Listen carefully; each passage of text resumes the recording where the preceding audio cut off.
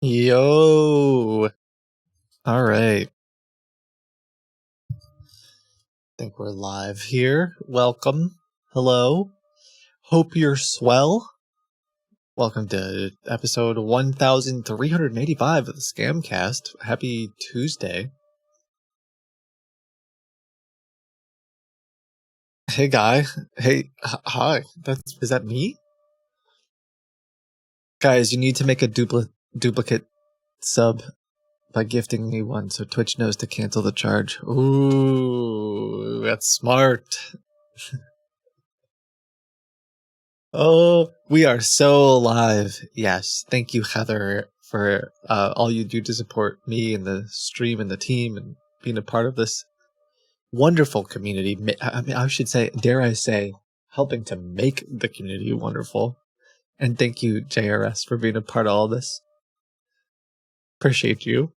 It's been a lot of moments. I all those years ago where you slid into my DMs on Twitter. Who would have thunk? Did you hear about Twitch banning people for buying bits? No. Sounds like a Twitch thing to do. You know, I have been pretty outspoken. This is stupid. I have been pretty outspoken against like big tech companies. And something I was thinking about recently is like, well, shoot, what happens like when how do I explain this? Like I can see if you have millions with an M of users that things get complicated. And so I sometimes want to give them the benefit of the doubt. But on the other hand, I'm like, you guys could just do better, you know? Anyway. Maybe there's a reason. I haven't looked into it though. I have no idea what happened. No clue. Pauses a YouTube video to watch the stream. Nice. Yeah, today I think is going to be a cozy stream. We're going to run a few tech support scams. There's something specific I want to look at. What's up, Zach? Appreciate you, man. It's your first stream. Yes. Thank you for taking time out of your day to be here for your first stream ever. Did you see? Oh, yeah. So we're going to do some tech support stuff. I'm going to look at some academic scams, and I'm going to look at. There was one other thing that I now forgot. Did you see the Reddit post about Kaspersky deleting itself and installing Ultra AV, which has an Aura connection? I don't know about the Aura connection. I will look that up now. That's something I want to know. I did read about Kaspersky deleting itself and installing Ultra AV, though. That I did read about. And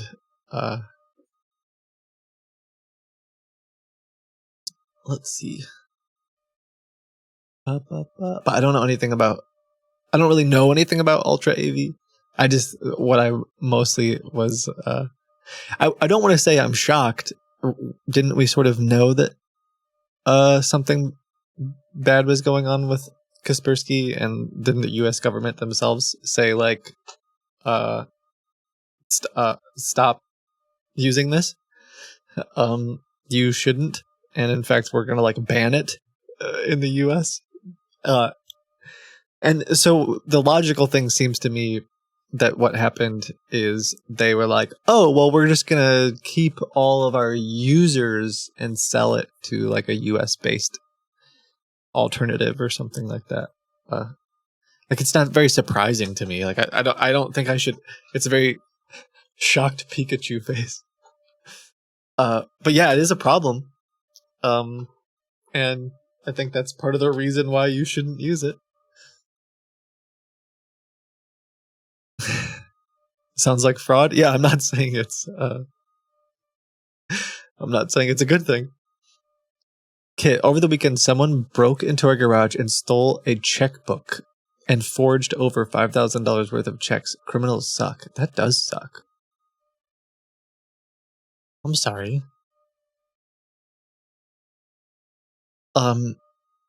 Hopefully there's some recourse. I don't know much about check fraud, to be honest. Using ad block on streamers is the equivalent of stealing their livelihood. I'm just gonna not finish the rest of your sentence and say, I, as a streamer, have an ad blocker, and I think it's okay if you do too. Thank you for trying to support me, though. If what I do is people who I support and enjoy their content is I support them on Patreon or donate or find other ways to support them. I try to,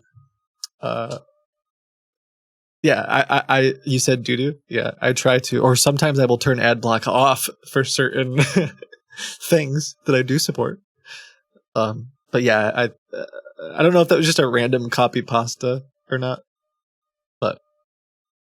But no, I'm fine if you don't want to watch ads.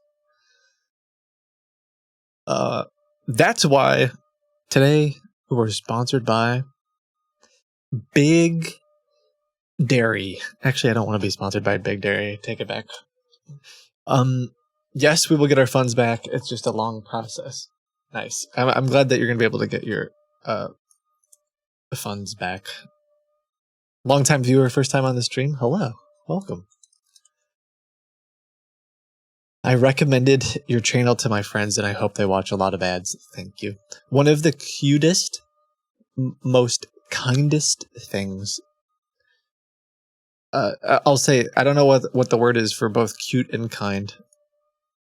Was when one of my neighbors found out that I was Kitboga. The way he found out was because he saw me on the front page of Reddit. That's kind of a weird flex, but I don't like just tell people, who I am. And he happened to come over one day and was like, I saw you on the front page of Reddit. And I was like, oh, okay.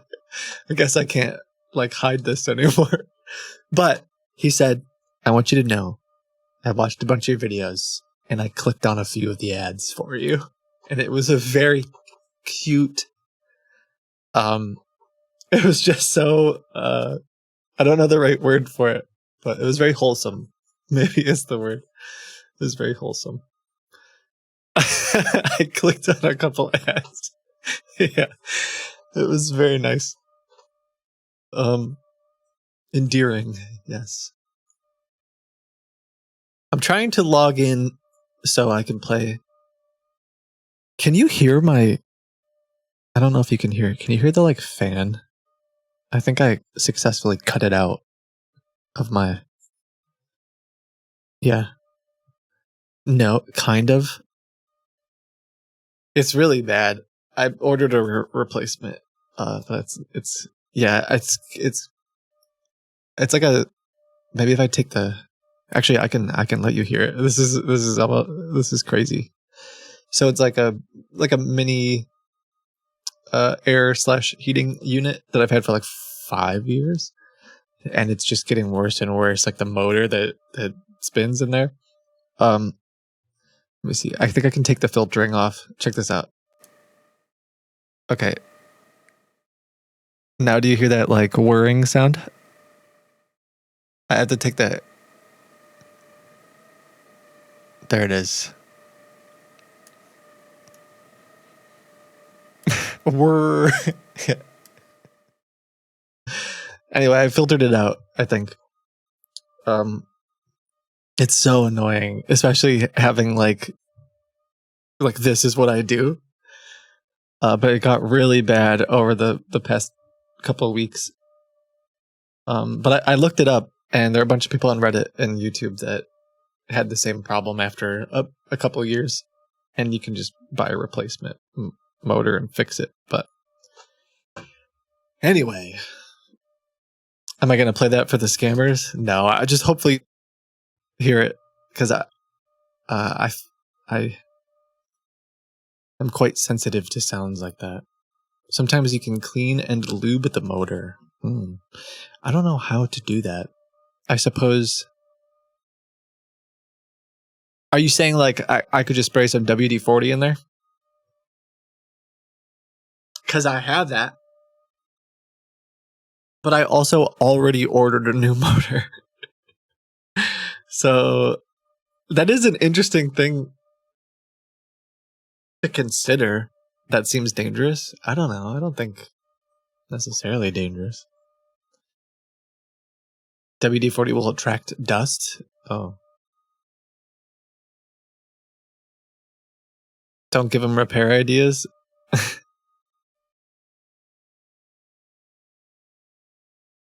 I mean, it's worth a shot. I'm getting a new one anyway. Please do this on stream. I feel like sometimes you can hear it. It's driving me nuts. But that's okay. I'm going to try my best to ignore it. And tomorrow I should have the part. I don't really know where I would spray the WD-40. You have to like take apart half the unit to get to the motor. So I'm not going to do that right now. We saw what happened to your headphones. True. Thankfully, I have a step-by-step guide of what to do. Thanks to some random YouTuber who was like, hey, this unit, the exact unit I have, is really loud. So I bought a motor, and here's how I replaced it. And I was like, bro, thank you. I'm going to do that same thing.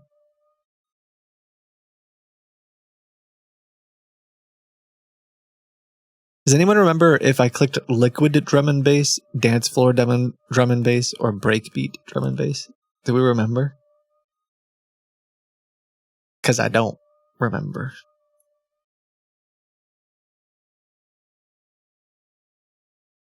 You clicked all of them? True. Oh my gosh. Sorry.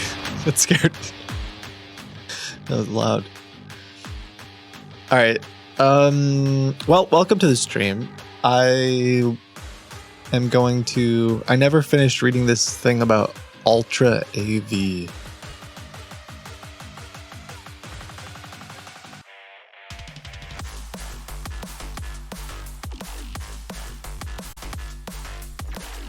Wait, I see Ultra VPN. Is that the same? What is Ultra AV? Sorry. Let's see. Ultra AV. This is not liquid.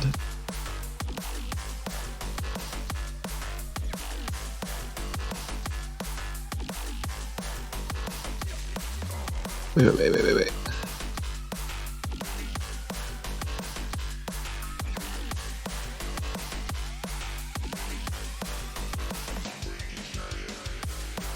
Pango.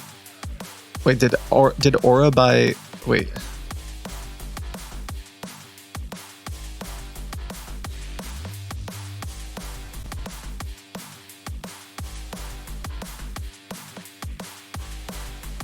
I'm so bad at reading words.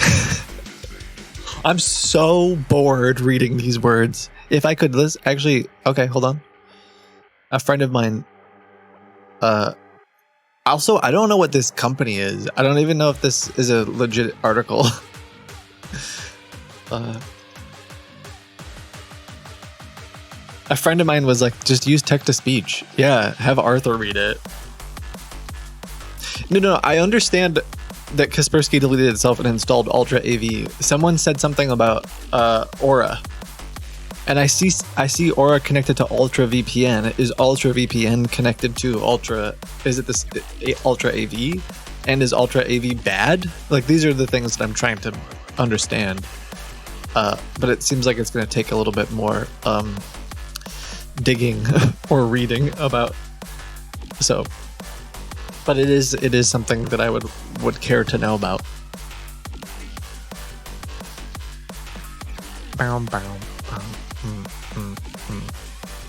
It says Ultra AV is part of Boston-based Pango.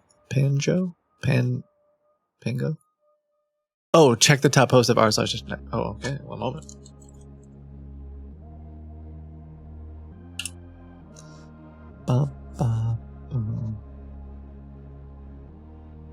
Okay, hold on. I'll just pull it up on stream because it's now I'm a React streamer now. I think. I know, I have some Boston baked beans. Yeah.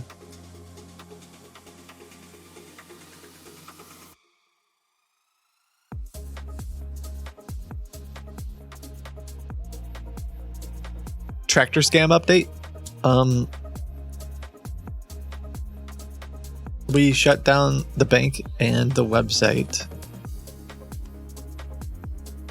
I have been blocked by network security. What is Reddit? Reddit doesn't like my VPN?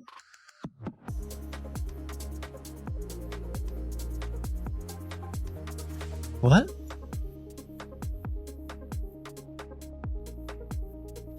Am I missing something? Did I type something wrong? What does this mean?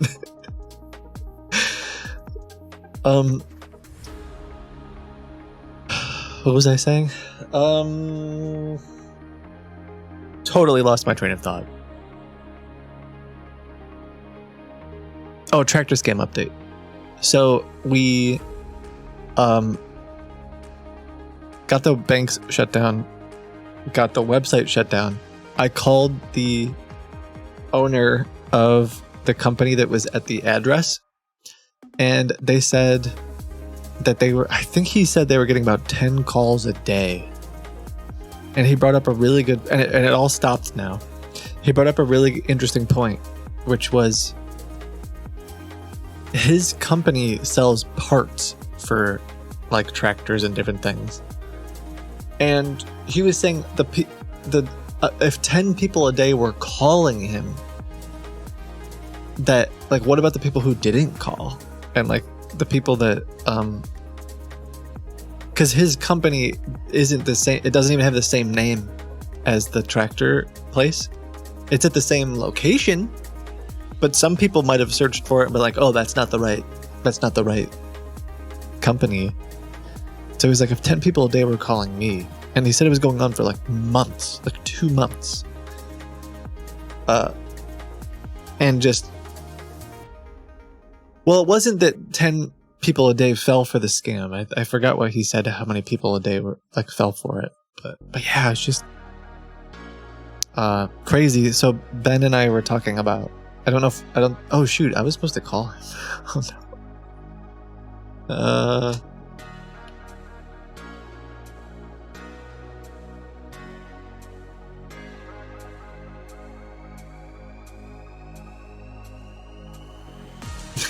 Whoops, I'm a bad friend. Oh man.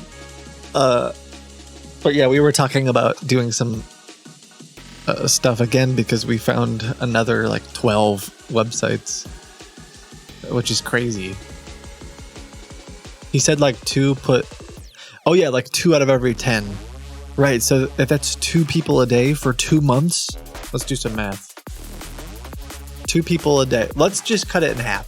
Let's say 1 person a day for 2 months. 60 people. Or well, let's say 1.5. 90 people. And I think they said on average, they were usually doing deposits of like $10,000. That's $90,000. At a very, very conservative estimate. And that's only based on the ones that called and he found out about. That's wild. Okay. Did I math that wrong? Yeah, I did. Thank you. 900,000. Thank you. Thank you very much. I mathed very poorly. That's insane. Gosh, zeros. Gosh, that's almost $1 million.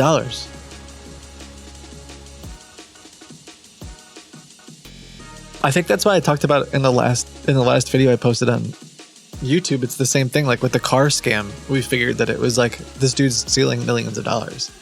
It's just crazy how how well the scam is working. So apparently I can't visit our technology on that VM. Let me pull up my other virtual machine. Also, I don't know a whole lot about this, but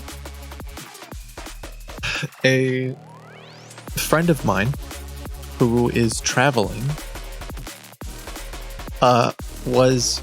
had to get some stuff done with their passport and went on Google and typed in something about passports and clicked on, like visited what seemed like the correct link, and it was like the form to do whatever they needed to do, and they started to get ready to fill it out, and then bing, the Serif secure alert popped up and said, this website's only a few days old. And they realized they weren't on the actual actual website that they needed to be on. And I didn't even it just hit real close to home because they're a good friend, but also it was like, some random thing that you wouldn't really even think about, like, oh, I just got to renew my passport or something, and you start filling out information thinking, oh, this is the right website, and turns out the website's like 3 days old or something. I don't know how many days old it was, but yeah, the premium version of the app checks domain age on websites you visit because of stuff like that. So that's a big W. You're right. Dropped a giant W. Okay. Let me open. He dropped a massive, colossal. Okay. Well, I'll get this other VM turned on. But yeah, thank you. I'm glad that worked out. Interestingly, a computer, a really super nice computer repair shop that may or may not be watching right now. I don't know if you're watching, but I guess someone on my team has talked to you guys a few different times, and you alerted us about a very similar thing. It looks like it was the same exact, let's call it attack vector, where someone that in one of your clients also ran into this, where they were trying to do something with their passports, and they went to like the first link on Google. It turns out it's not actually the right place. Kit, you would be proud. I gave a scammer the runaround for an hour, and I got him to rage quit. I'm probably proud, as long as you did it safe. As long as you were safe about it. I'm proud of you.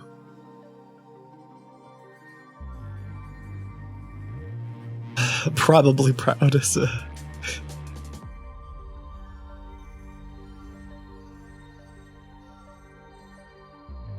Okay, so what was I supposed to do on r/technology?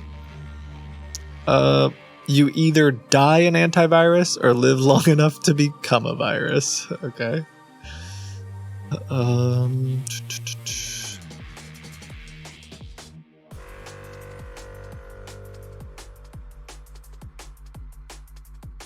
Yes, you said check the top comment. Well, the top comment was what I just read, but hold on. I'm going to try to pull it up on stream. Give one moment.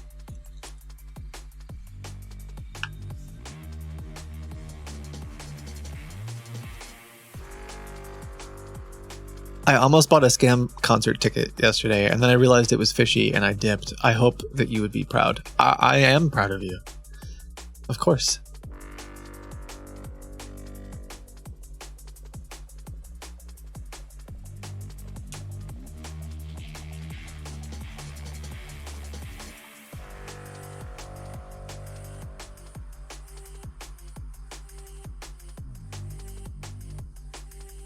Oh, thank you, Sid Blank. According to Comparatex, Sorry. Pango is the ultimate parent company of this, according to the SEC.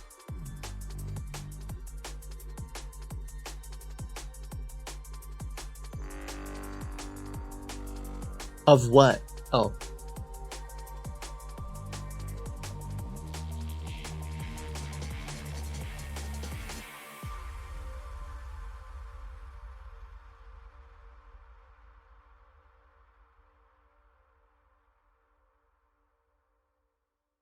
I don't like that. I'll have to take a look. The way that they worded this is concerning. Hold on, I'm sending this to some.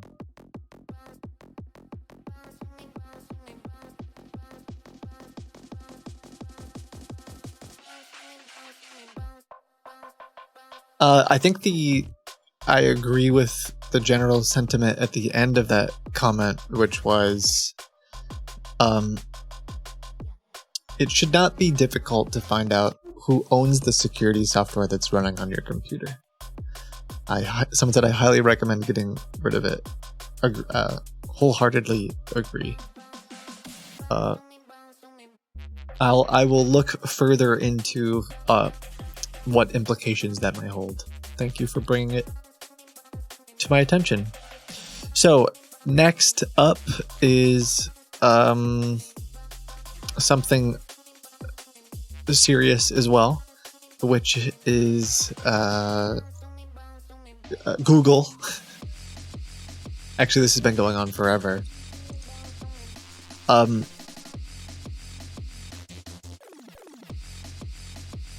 Hold on.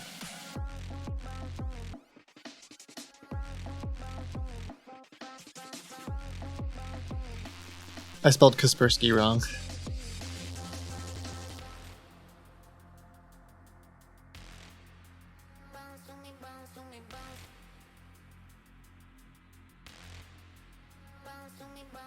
That's a boomer background? Yeah.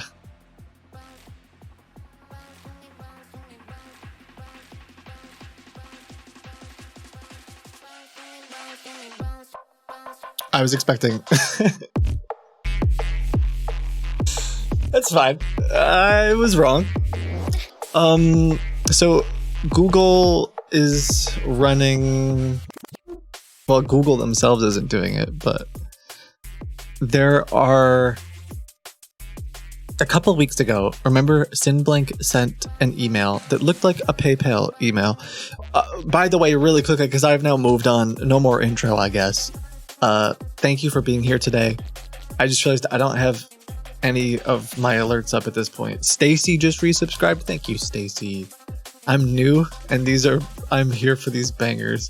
Thank you for all of the support you've thrown my way and the team's way, and just being a part of what makes this community great, Stacy. And thank you anyone else who has resubscribed or cheered, or I honestly am missing all of the alerts. I will now pop out my alert feed.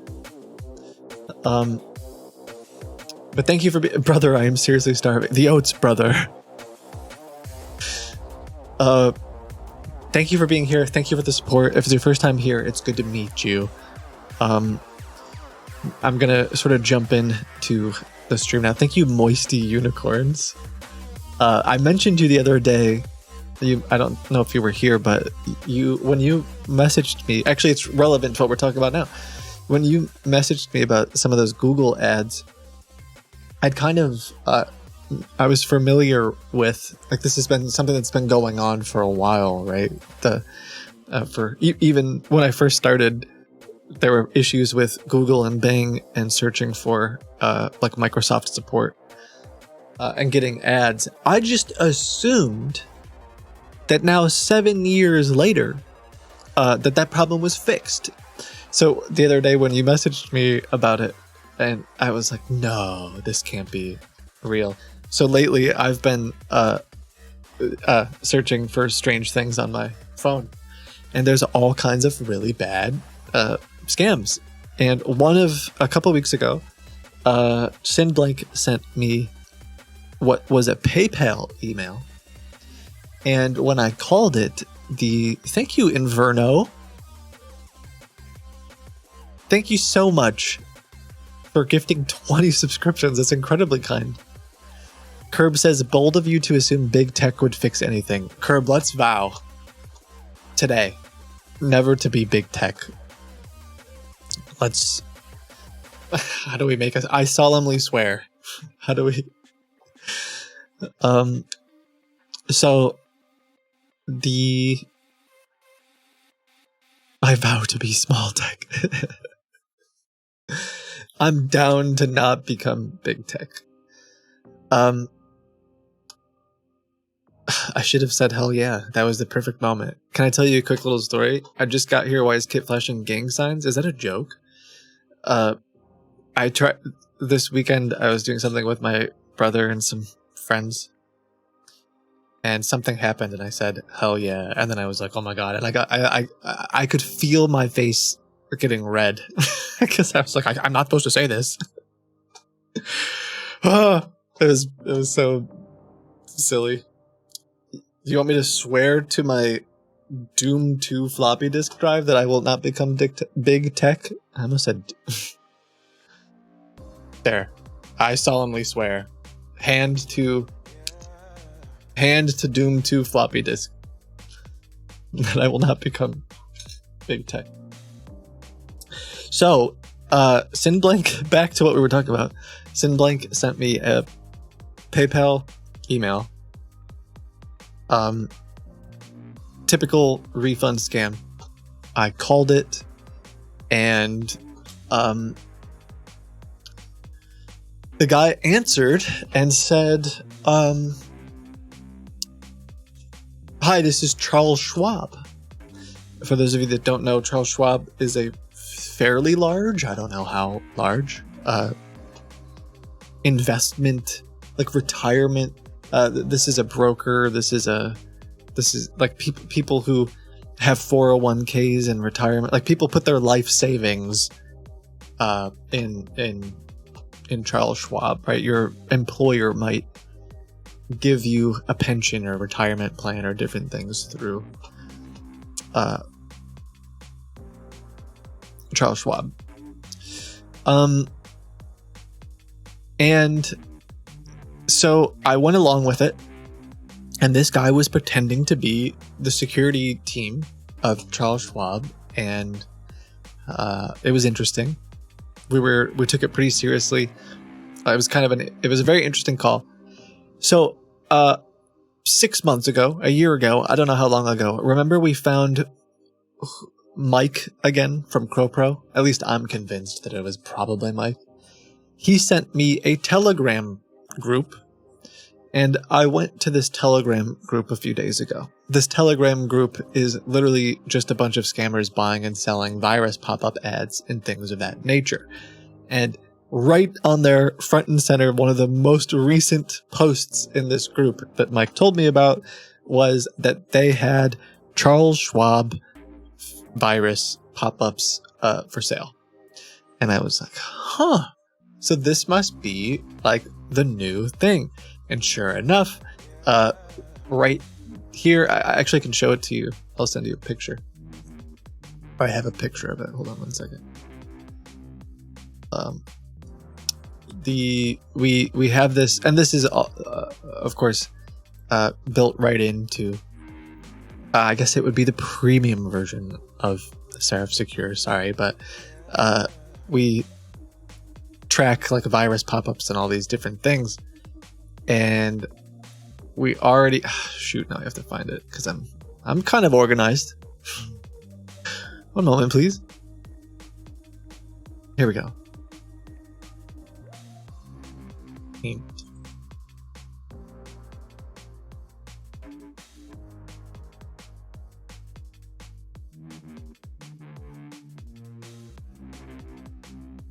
I just gotta cross off the phone number really quick.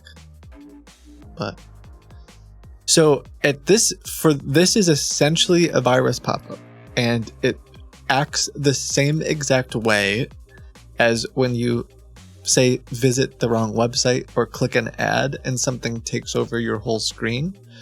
In this case, it's set up to look like the Charles Schwab login page. And then when you try to log in, they record that data as well as tell you that you have been blocked and you have to call the 1-800 number. So this is, I think, that call center that we ran into the other day was running these virus pop-ups as well as PayPal refund scams. And we were like right on the cusp of seeing this new scam emerge. So today I now have a feed of these. Like I see some of these. Let's see if any have gone live today.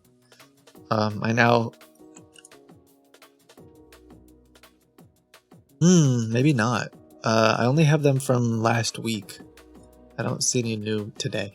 We'll see if the numbers answer. There's a good chance that they won't. But if they do, I was just expecting there to be new ones today. It looks like they pop up a few days a week for the past couple weeks. But that's what I was going to start with today. If they don't answer, then we're going to move on to some academic scams, academic-related scams.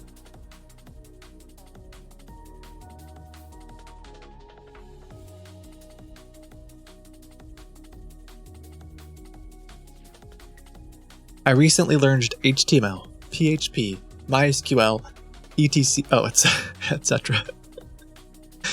It's so dang easy to make a login where you store passwords. Yeah.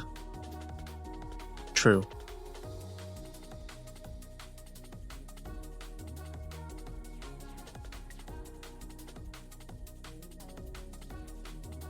Oh, I know what it was. There's another bank scam that I wanted to check out. ETC is the best language? Tell me about it.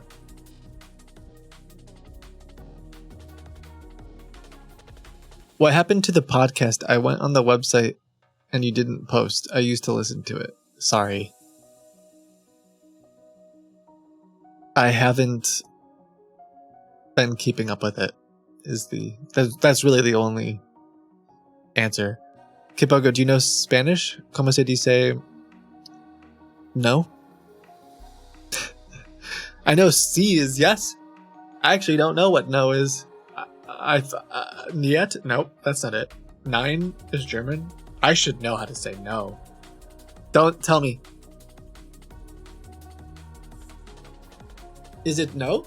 Is it just no? Yeah, okay, thank you. Because I was like, no habla español is I don't know Espanol, so yeah. Alright, thank you. I'm not totally dumb. No, I do not know Spanish.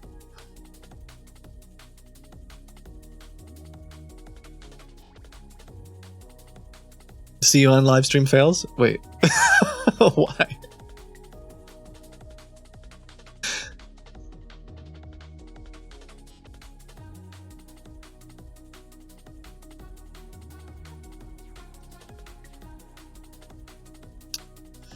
Okay.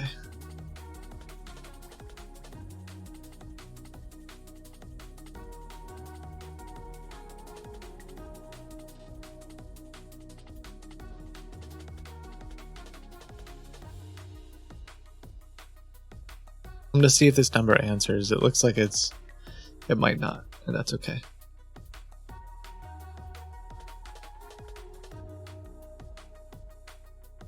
Did the word God get bleeped out? Weak AF. You guys edited God, go cry. Just so you know, at no point has God been edited, and also if it did get edited, it would have been Twitch or your computer. Also, it makes you look kind of silly saying go cry. Anyway. So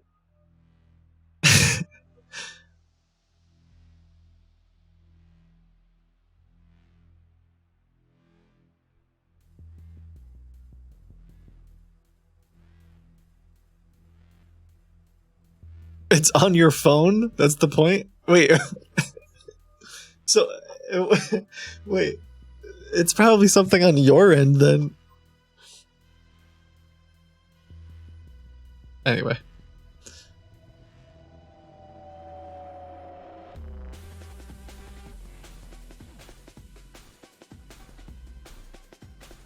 I'm going to try to call this number.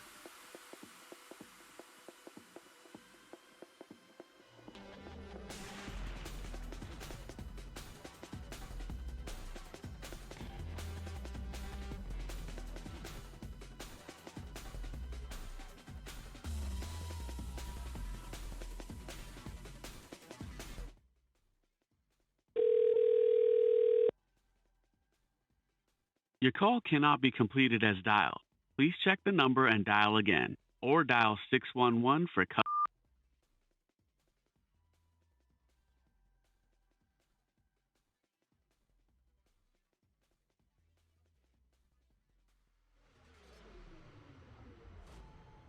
Okay, they didn't answer.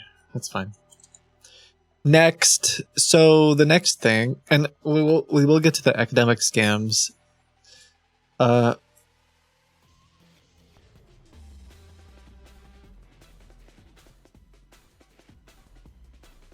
Thank you, Yayu.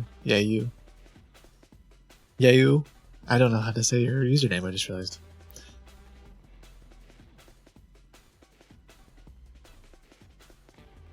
You sent in a bunch of them.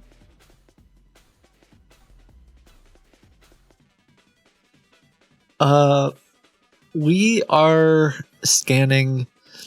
Also part of the research that we're doing for Seraph Secure is we scan like thousands of sites every day that look like they might be crypto scams.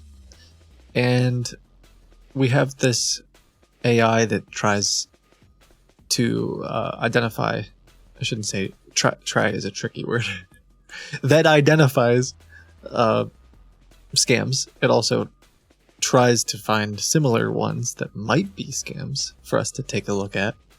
I like saying try because I wholeheartedly, like, I genuinely think I would prefer if AI stayed at the level of what I think of when I think of like Danger Will Robinson, and like the whole thing that I do with Hi, I'm Amber. Like, I really like the idea of AI just stopping to where it's like it's just trying its best. It's like a 5-year-old. I want it to have like the ability of a 5-year-old. I think that's about where I would be fine it just stopping. For example, when GANs, generative adversarial networks, before DALL-E, before like all of the, before, gosh, what's it called? What's the big, not Mistral, Stable Diffusion, before all that stuff, when the first AI generated images were just garbage and it was like before Midjourney, but before all that stuff, it was like, I remember trying to train my own model to produce portraits. And so I fed it thousands and thousands of, and this was all, I wasn't violating copyright. It was like public, what's it called? Public domain portraits from over the years. And it was so awful. I don't know if I have any pictures. I don't know if I kept any of them, but I thought it was so funny. And it was almost wholesome. And because I had this vision of like, oh, it tried its best. It tried so hard, but then it put 4 eyeballs where the eyeballs were supposed to go, but it did 4 eyeballs. And I felt like that's where I kind of just wish AI stopped there. And so when I say the AI tries, I mean it in this like endearing way. Like I want, that's kind of what I want AI to stop with, is that it helps us and it does okay, but it's never perfect. Victor, you can just leave if you want. Like, you don't have to be rude. If you're having a tough day, I hope it gets better though. I hope things improve. So we scan thousands of potentially scam websites a day, and he called you Jesus. Is that rude? We scan thousands of potential websites a day and are identifying, let's say, hundreds of crypto scams. Some of them, though, that have been popping up as like potential scams. I have this list.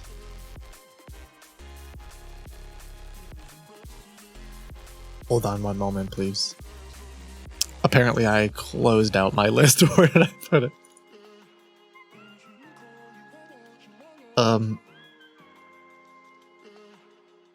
Okay, I found them. So these websites match. They have like the same theme-ish and very similar content to the crypto scams, but instead they say that they're banks. I'm just looking for my list. I don't know if any of them are going to answer. Some of them have phone numbers. I just wanted to try to call them. I'm just going to put one up on the screen, and I'm totally fine if, just be adults about it. But please not this song. All right. I'm just playing like, it's just a list. I feel like you guys are exceptionally opinionated today about things.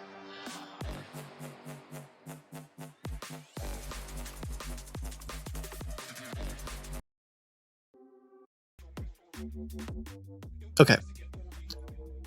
So here's an example of it, and I want to try a few of them today. So it was Red Invest Bank. I don't know if I can't tell you with 100% certainty that this is a scam, but I can tell you that I'm pretty sure that this is a scam. So it looks very similar to other websites that I know are scams, and to the point where like it has a lot of the same language, a lot of the same themes, a lot of the same stuff like this. Like they say that they have 12,000 accounts, but 14,000 customer. Like this all to me spells scam or like someone's lying, right? So these are similar things that we would see on a crypto scam website that just claims to have like thousands of people using their service. But instead, they're not saying invest with us and earn thousands of dollars. It's like open up an account. And I don't know what this is. I've never but I probably have like 15 of these. Maybe more. And that's just stuff that these are like brand new websites, by the way, like within the past couple days or a couple weeks. Like these are definitely fake.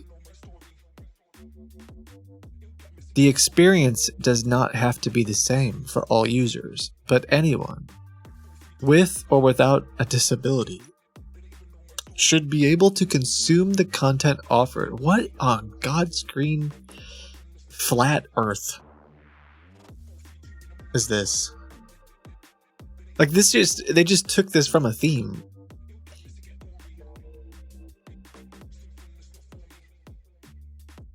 For the record, I don't think the earth is flat. So just want to...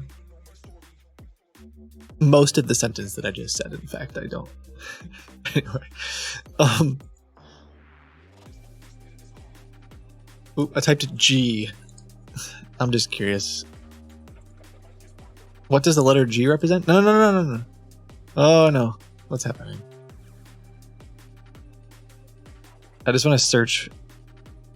Is Bing bad?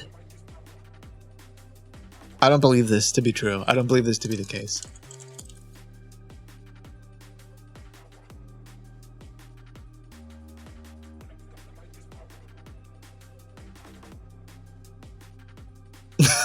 Everybody's just immediately saying yes. Yeah, so look here. Here's I mean, it could be like the same scammer, but Perfect Bank Group, Capital Invest Group, Swiss Global Bank. Like something's going on here, right? Okay, it's the same exact. It's even the same exact theme. So you know they're just like copying some theme and cloning these websites, which is the thing that scammers do all the time.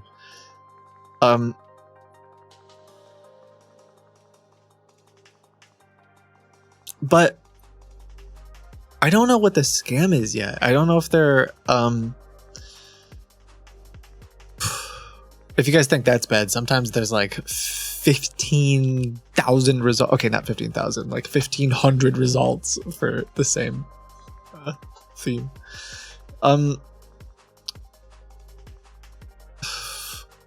Yeah, I don't know. It's like, what do I open up? And these are like pretty new, I think. RDAP.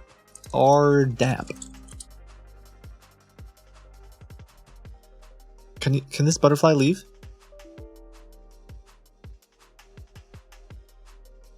I want to say it's like it's going to be within a week or two, I believe. Yeah. Okay. So within a couple. Oh, thank you. Thank you for telling me.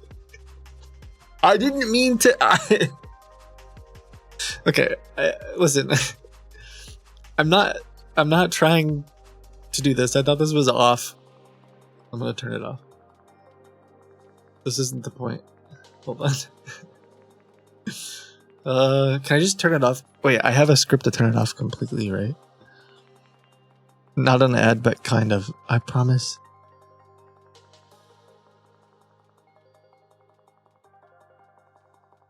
Where is... I think I had it in here. Yes.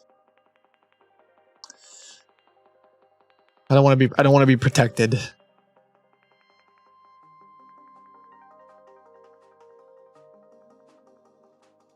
Uh-oh, does it not work anymore?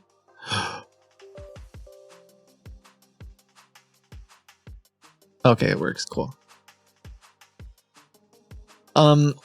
Yeah, there's got to be something weird going on, because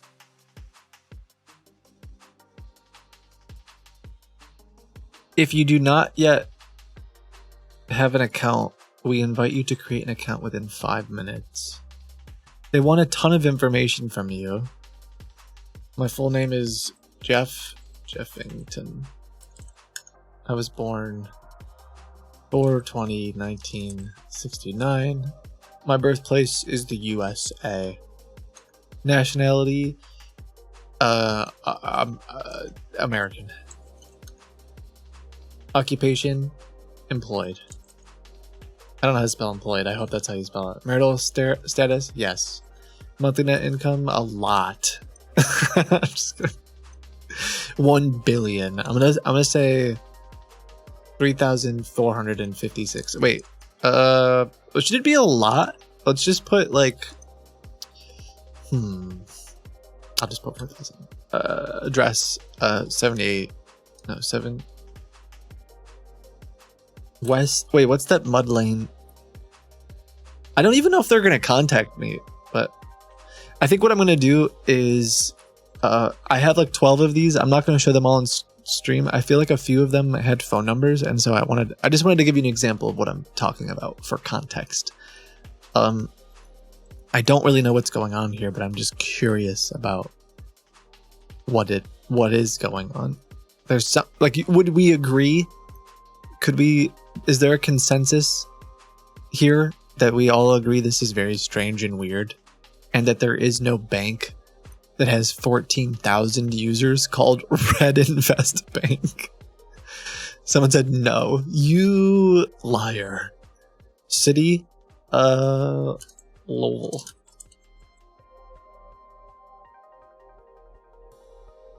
Ooh, I should probably give them my actual phone number.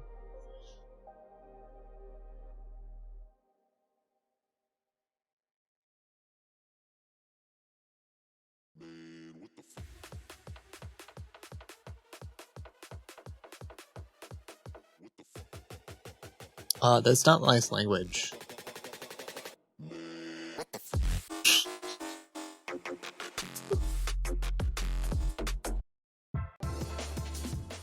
Okay, I'm not gonna share my screen for a second because I don't want you to call this number.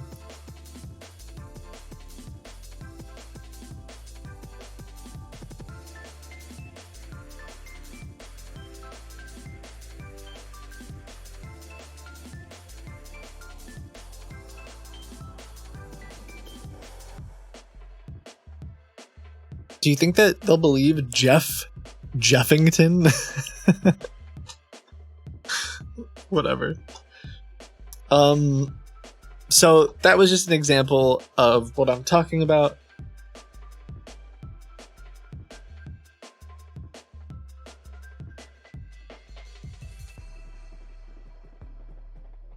I'm gonna pull up a few of the others very quickly and see if they have phone numbers. One moment, please. Please hold.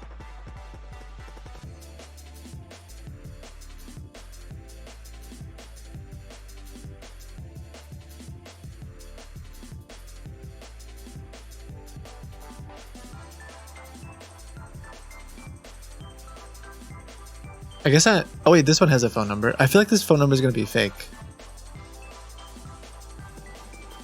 Right? Like, it can't be. This can't. They won't. There's no way. Thank you for calling Asset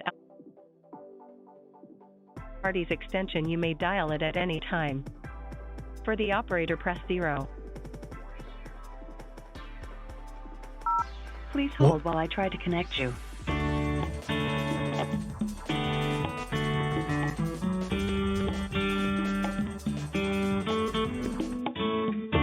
What? They have a 1-800 number that there's no one's gonna answer. Surely no one will answer.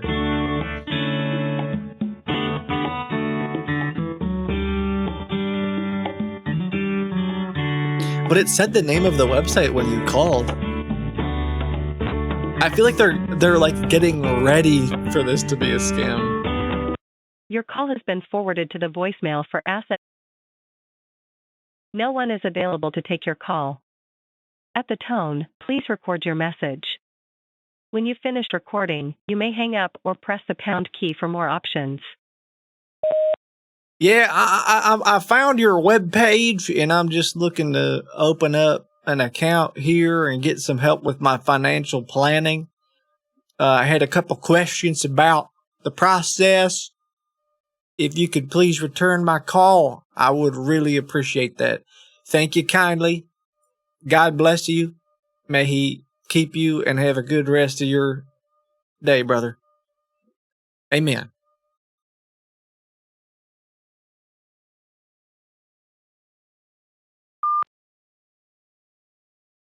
This is crazy. This is the fakest this is the fakest website I've ever seen.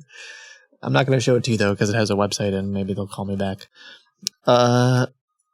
There's something here. There's some kind of scam happening here. I just don't know what it is yet. There's something going on. And they're spinning up like dozens of these websites every week now, which means it must be working.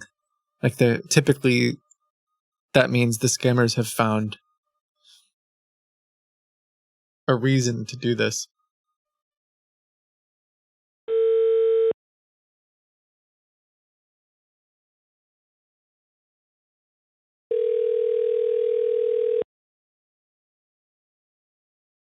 All circuits are busy now. Okay, I'm going to try just a few more. The amount of info they get. Yeah, I mean, it could just be that they're trying to harvest. My hypothesis would be something like they go on Facebook and hey Squirrel Eye, thank you. And yeah, we've been covering some of that stuff on stream lately. Good to see you. So my guess is that they go on Facebook or different places like that. They talk about this great bank, great rates on loans or credit cards or financing or whatever it is. And then other people are like, oh, whoa, maybe I should check this bank out. But turns out that it's just fake. So you fill out all of your information and they steal your identity. But potentially they could scam you. I mean, they could call you back and... All right, let me try this one. We are here to help your business. This one pretends to be a business bank.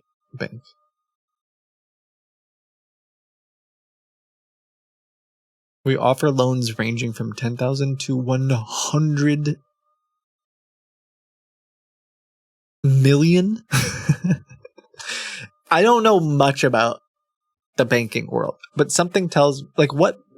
Okay, I was gonna say a sentence that I is probably wrong. I was gonna say what bank focuses on that range, 10,000 to 100 million. I feel like the banks that are going to give you a business loan for 100 million are probably going after like a very specific clientele, and they don't want to waste their time with $10,000 loans. But I don't know. That's not my world.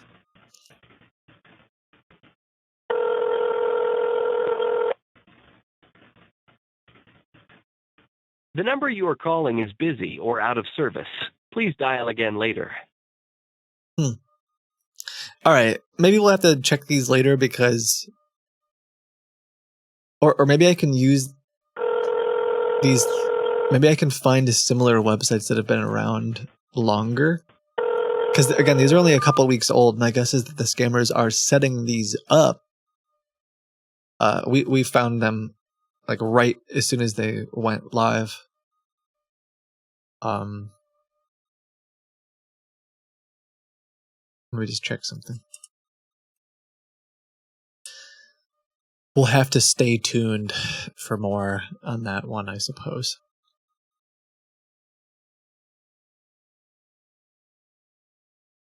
Thank you, Cheryl. Hello.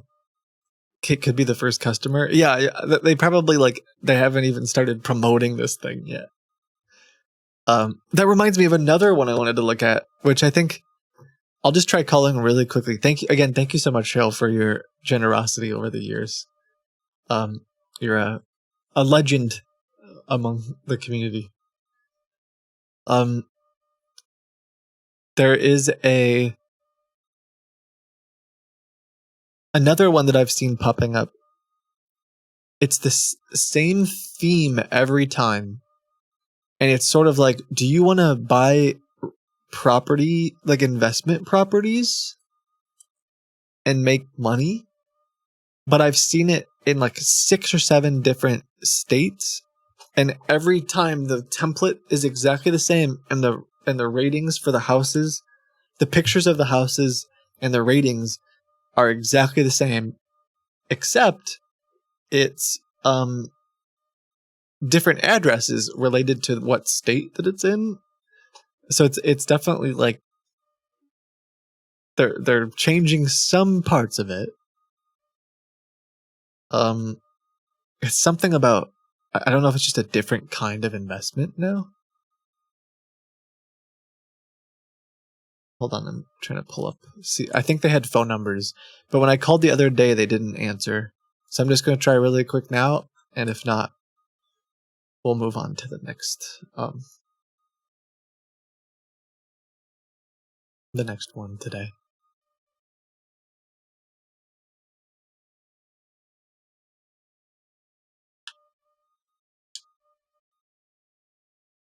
Have you heard about the kissing? Oh, I thought you said kissing kid scam, missing kid scam. I think so. My friend told me something about it. If you have information on it, I would love to hear more. But I don't really know everything about it. I think it does it have something to do with getting people to share a post and then changing the post content? Is that what you're talking about?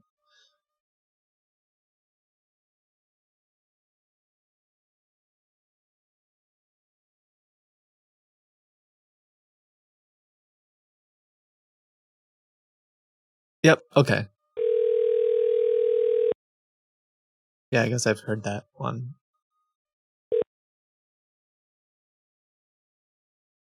Message 47. I submitted it to your email a few weeks ago. Then that's probably why my team was like, "Yo, Kit, we might have had this like crazy missing kid scam." It was probably because you sent the email then. And I was like, "Well, maybe." But I myself haven't followed up on it. I know they were looking into it.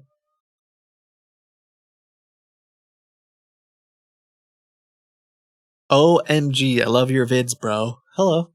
Thanks for stopping by. Okay, so it looks like all these weird ones that I was talking about, they're probably too new to be active right now, considering they registered them like a couple of weeks ago. But I wanted to give it a shot. Um oh.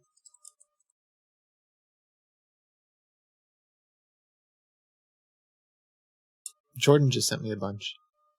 Oh my gosh, thank you, Jordan. Okay, apparently I sent Jordan this painting. I was very proud of it. This is going back to the AI stuff. So this is a painting that my AI tried to make, and I think to me this represents where I think AI should have stopped. It's beautiful. It's beautiful. I was considering hanging this up at my house. Yes, I think that this, I was considering printing this and framing it and putting it in the guest room of my home. Partially because then when my parents or someone show up, that they would have to look at this and they'd be like, why the heck is this on your wall? But anyway, I don't think that generative AI should have gone any further than this. I think this is peak. Uh, personally, I think this is where we should have left it, and we should have just said, it tried its best." But anyway, that's what I was talking about. Thank you for sending me that, Jordan. You also sent me a bunch of fake banks that we had looked at earlier, so maybe they're going to have phone numbers that answer.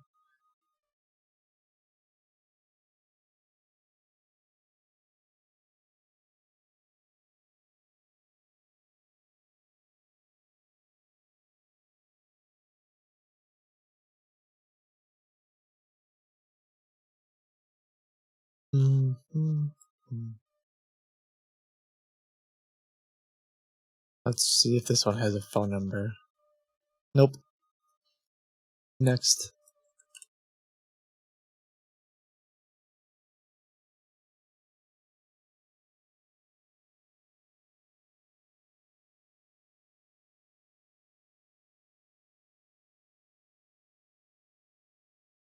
All right. Well, this has a phone number. Let's see if they answer. This one's been around a little bit longer now. So this one has the Barclays, however you say that, logo, but it's a different bank altogether. They also say FDIC, but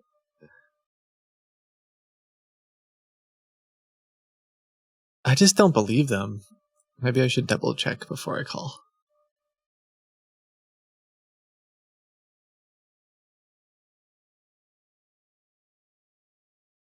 I mean, who uses .html at the end of their who has their homepage go to .index.html in 2024?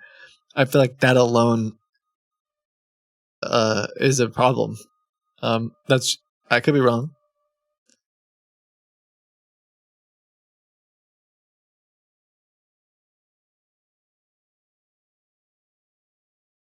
Pretty common for mom and pop shops, yeah, but not a bank, an FDIC insured bank, right?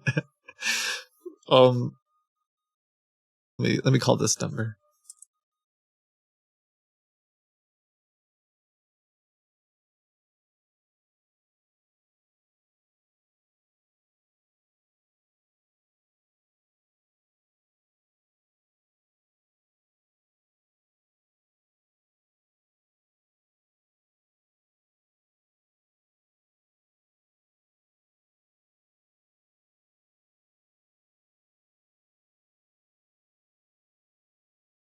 Oh, I just realized I've been calling everybody from my 1-800 number for the gauntlet. RIP. There was a victim in the gauntlet this weekend, so, or yesterday, or one of the days. I don't know which day now.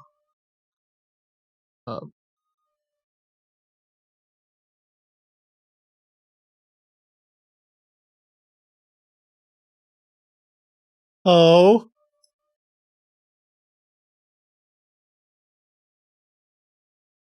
Miranda just sent me one too. I was so proud of this. I was just like sending these pictures to all of my friends. This one I feel like I just want to show it to you really quick because I think it's fun. But this one is not.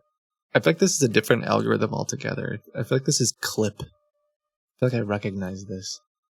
I feel like I modified something with it.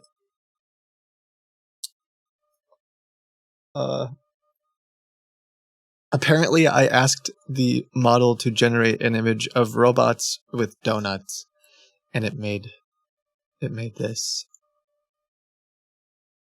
I think that's a nice image. It kind of looks like there's a humanoid in the middle, and it kind of looks like it drew a phallic. It might have drawn a. I might not be able to show this on stream. I didn't notice that before. But anyway, it looks like MS Paint. Listen.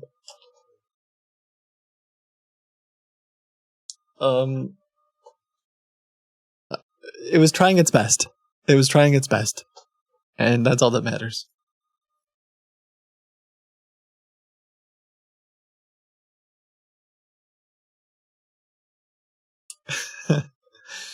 So let's call this number.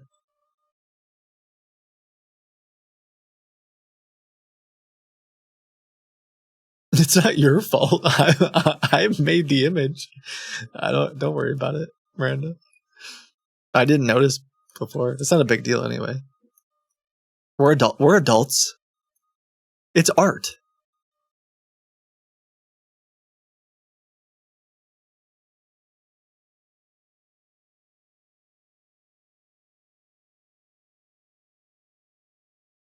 Main menu. For information about our fantastic savings and CD rates, visit us online at www.com or press 1 to listen to our current rates. To access information on your weird. current credit card, This is the Press 2 for this is the online actual banking, phone number. password reset. Press 3 to change your telephone banking PIN. Press 4 to hear answers to frequently asked questions. This is Press so 5 weird. to access or discuss your existing account. Press 6 to transfer to a relationship manager. It's like they're trying to pretend it to be. I don't know. There's something weird about this one. The AI draws like a 3-year-old. It will get better. Well, also, there's way better generative AI now. Yes, hello. Hello, good day. Am I speaking with Miss Moose? Yes, this is Mrs. Moose. Miss Moose, my name is Mason Adams. How do I find you? Everything good? Well, no, I had a terrible day. Sorry to Today's hear gone that. very I'm sorry poorly that I'm for me. listening. My dog was eating, so I started to make a pumpkin pie for the fall season. And I woke up this morning to my dog eating the pumpkin pie. It was terrible. What you going to do now, Miss? I don't know. I'm not sure. You haven't found a solution yet? I don't think there is a solution.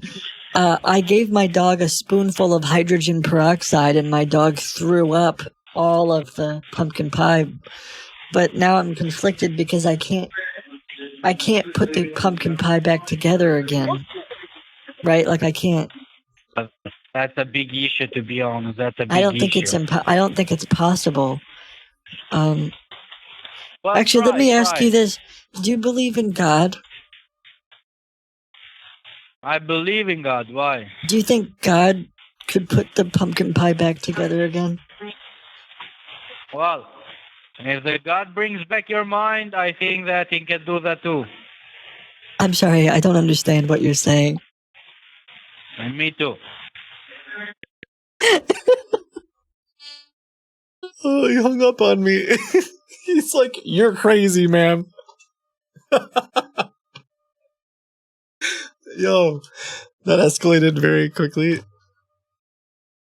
Like, I don't have time to talk to. Yeah, he said you're crazy. Yes, he does not want to talk to me because I'm crazy.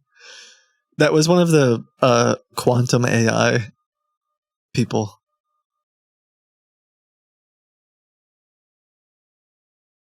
That one doesn't have a phone number.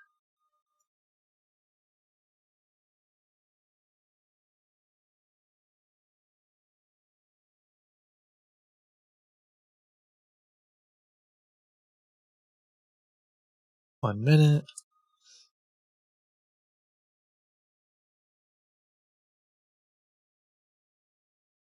Call back. Call back as the dog.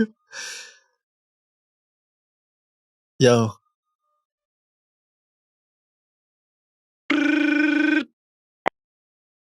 Yep. Hello.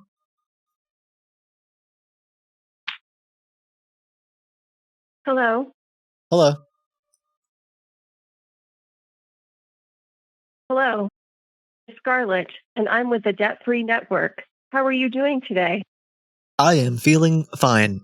I am feeling dandy. My emotions The reason are for my call today positive. is that you have qualified for our recently updated debt relief program in your area.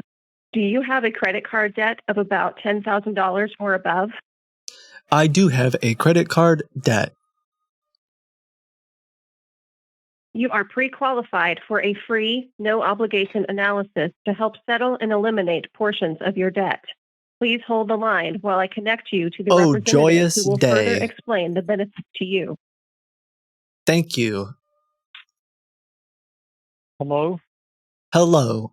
I am overjoyed to hear about your solutions to my debt. Okay. Can I talk to a real person? This is a real person. I promise.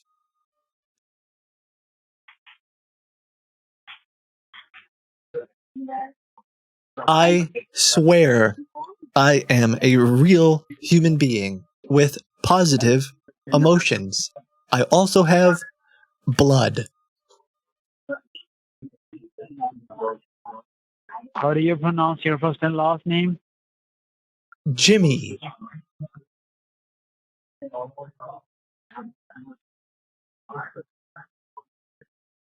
And are you still residing in Ohio? Yes, I am from You're Ohio. not. You're from Ohio. No, you're not qualified. Oh, okay, see ya. Let's try this. That was kind of ironic. Let me talk to a human.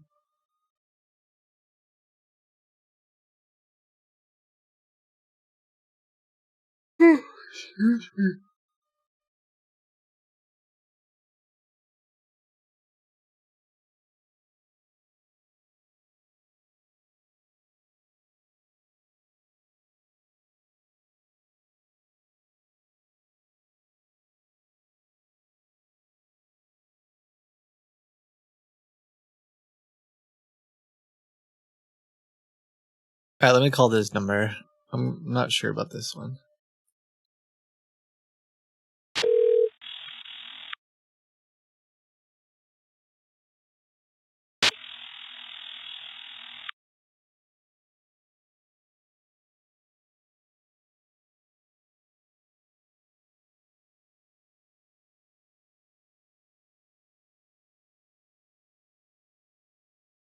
I don't think they're gonna answer. Oh, I still haven't changed my phone number. Hold on. I can't believe this. I've been calling all these from a 1-800 number. It was an honest mistake. I'm trying to be better to myself instead of saying I'm so stupid. Like I made a mistake. It's an honest mistake.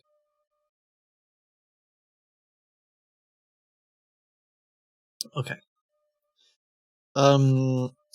Let's change my number though. That would be worth doing.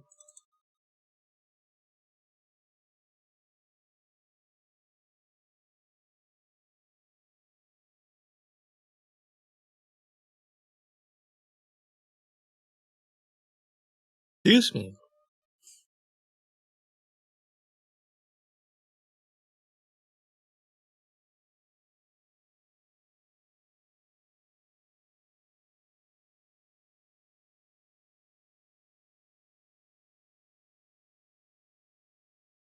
Alright, let me try calling again with not a 1-800 number. Lucifer says, this dude still streams? Whatever, bro. I can tell that you stopped subscribing to me at one point. What happened there?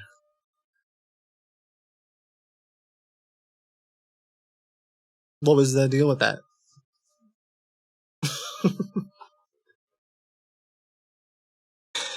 What's up? I appreciate you, Blue. Thank you for being a part of all this stuff. The check bounced.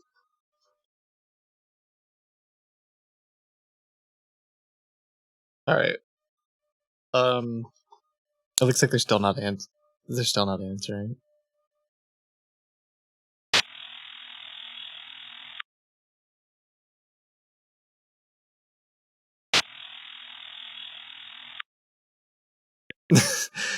Yeah, someone said he still streams. Yeah, the person who said, "Does this dude still streams?" is just a friend. It's a mod. They're just being silly. Well, I don't think they're gonna answer. It was worth a shot. Okay, last one before we switch to the academic scams. We'll see if this one answers. It's a very strange investment scam. Perhaps one of the best we've seen. If they answer, I don't know if they're going to answer, but yeah, it's wild.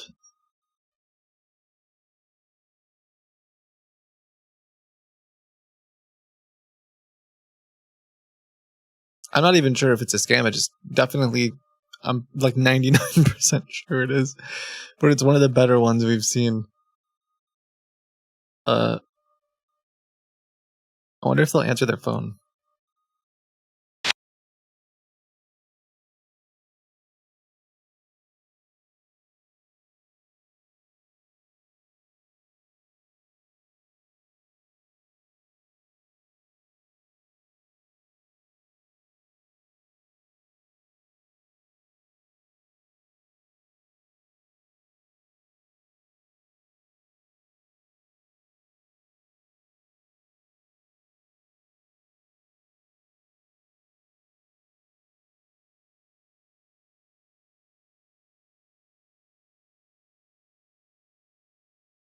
They're not answering.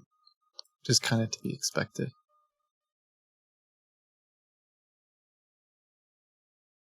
Oh, Leave your name and number, as well as your reason for calling, and we'll call you back as soon as possible. Who sounds like Lana? Hey, yeah, I just had a couple questions. I've been looking to invest with y'all. Seems like you got some incredible energy going on, some good vibes, and some serious, what would you say, investment opportunities. I myself have been looking to diversify my funds, and you seem. I seen y'all on Facebook. If you could give me a call back, I would appreciate that. Thank you. I was at a store today. I needed to go pick up some things, and I knocked over a display thing, and like 3 things fell on the ground, and so I picked them up, and I put it all back together again as careful as I could, and some person was waiting behind me to also look at that display, and they said, "Sir, you're very mindful, very demure, or whatever the thing is." And I said, "Okay." I actually laughed, and then I said thank you because I felt bad laughing. I was like, no way that someone's saying this to me in real life. But I laughed, and then I was like, thank you so much, because I felt bad afterwards. But oh, wait, Kit shops for his own groceries. What do you think I do? Have a personal chef go buy all of my food for me? Actually, really. So since I've been changing the way that I eat, I actually really don't say yes. I actually really enjoy. I have like a weekly, usually about once a week. I go and I like get food, and it's like I don't know how to explain it other than it's become like a ritual for me to go shopping for food that I want to eat. But anyway, so they didn't answer. Yes, I only eat once a week. Kit made me chop avocados for him. True. Jordan was my personal chef once. So true.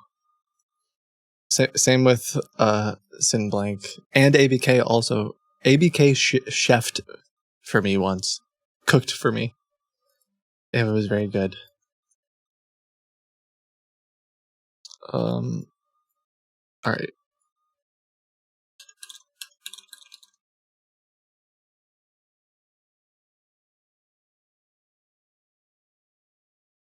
Yeah, it's a scam. It lets me register for their dashboard, and my password can be 123. That's as far as I'm concerned. If you let me sign up for your website and your password can be 123, that's it. By the way, just 123. You're just a scam. There's no way that.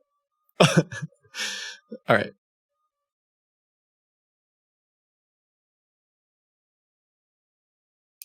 Anyway, let's talk about some of these academic scams. So we're gonna do something a little bit different. I have never covered these before. I'm not exactly sure how to do it live, so we're going to see how it goes. I find them quite interesting. I've heard about them over the years. Some of you have sent me a bunch of them. Thank you for that. I will probably pull one up on stream and talk about it, assuming that we can all be adults and that you're not all going to immediately I'm just gonna I really hope I'm gonna try something new here today, something that I haven't really done in the past, and I'm going to operate under the assumption that we can all be adults here, and I'm going to and if I put something on the screen, I'm not 100% sure if it's a scam or not. This is something we're exploring. I'm operating under the assumption that you're not going to start spamming that email or calling the phone number and acting like a child. This could be really bad, but I don't know. I think that we can do this. I think let's all be. I'm too lazy. Yeah, wrong assumption. I'm trusting you that we can explore this together without you being bad. So that said, if I put something on the screen, it is not 100% sure to be a scam yet. It's something that we're investigating. Please use your judgment. Please don't harass. Please don't do anything dumb. All right? We'll see how this goes today. It could go very bad. I don't think we can all be adults. Okay, how about this? If you're a child, or if today you're feeling like a child, why don't you leave? I'll wait. Hold on. I'll give you a couple minutes to gather your things.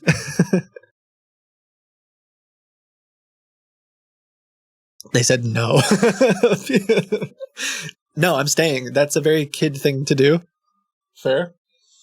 No.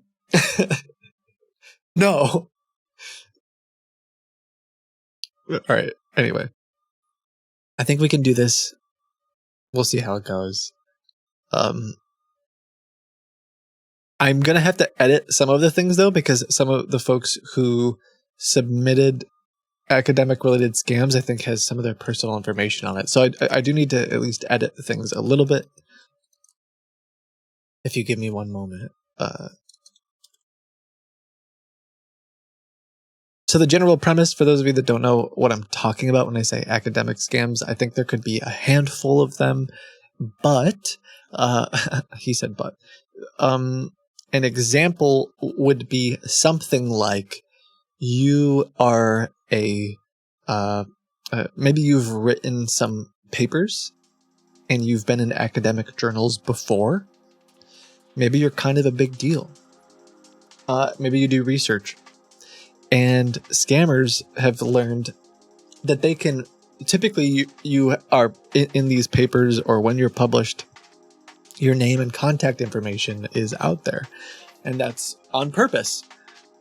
Well, scammers have realized that they can gather that information and they can message you and say, hey, so-and-so, hey, person who discovered this thing, I represent this really big national convention that's going on later in the year, and I would love to have you be a keynote speaker. Like we're the Fluid Dynamic Institute of Science, and we want you to be a keynote speaker. And the website looks pretty good, and everything seems kind of legit. And they're like, we want you to be a keynote. And of course you're like, well, this could be really big for my career. This is really cool. They want some of your information. And then typically what happens this is just one of many examples, by the way. They will then say, well, we need to register you for this conference. It costs $2,000, but because you're a keynote speaker, we're gonna give you like $1,500 discount. So it's just a $500 registration fee. And they'll just like have a bunch of fees, right, for you to be a part of this conference. Well, then you find out later, after you've paid, after perhaps you've booked your hotel, after perhaps you've bought tickets, after you've prepared for your keynote, you find out later that this conference doesn't exist and that it was all just a bunch of lies to try to, get your money. So it's that kind of thing where they're like manipulating you. Another one would be, hey, we saw that you wrote a paper and it was published here. I have a journal, and we'd love to publish your next paper. In fact, we'd like to pay you or something to have your work published in our paper. It's stuff like that. So we're going to look at some of them today. My email is not listed on the article because I'm not the corresponding author, so it was not public, but they got it somehow. Whoa.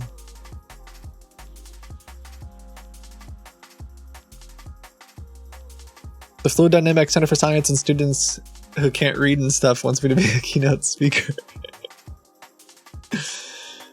Also, having to pay to attend at a conference is super common. Yeah. I have had to pay to go to plenty of conferences. That sounds like a flex, and I don't mean it to be a flex. All right.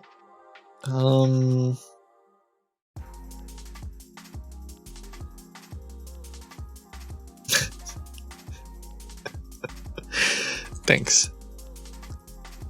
This is what's in my. This is what's supposed to be an important message sent to me. This is just what I see out of the corner of my eye. I don't know what this is. I don't know why this is here. It's just apparently very important. All right.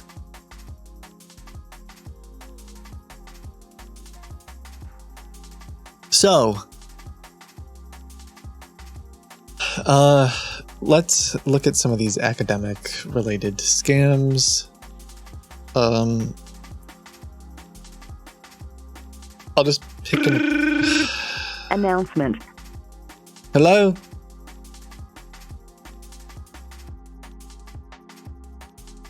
Hello?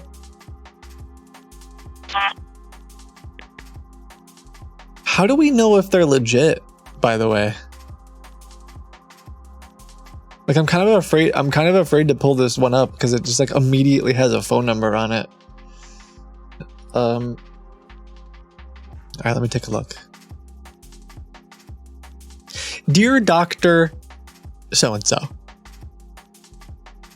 we are excited to invite you to the Global Summit on Oncology and Cancer, taking place via Zoom on November 27th and 28th, 2024.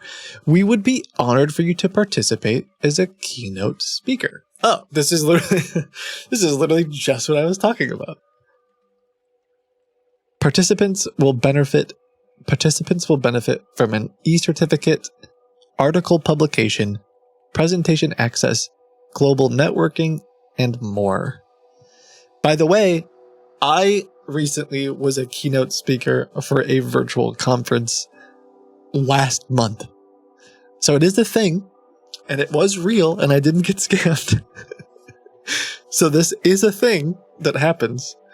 So it's not like completely... I know. Trust me, it was a really big deal. So it's not completely out of the blue. For more details, visit this website. Okay, so I'm at this website right now.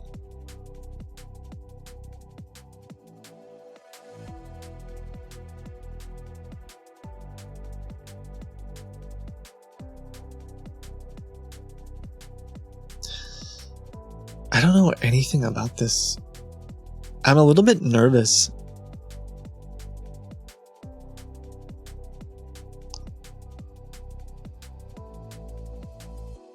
Oh, you said I'm not qualified? I'm not even a doctor? Oh, but they sent it to you anyway. You're like, yo, I'd love to be a keynote speaker. Thank you. Call them. I'm afraid to put it on screen. I told you I was going to put it on screen. I'm just nervous. Like, you guys are, you're immediately going to call the phone number. But it sucks because I need help thinking through, like, what part of this is or isn't a scam. Maybe I can find a different one, and we'll do this one later. Maybe I can find one that, like, doesn't have a phone number.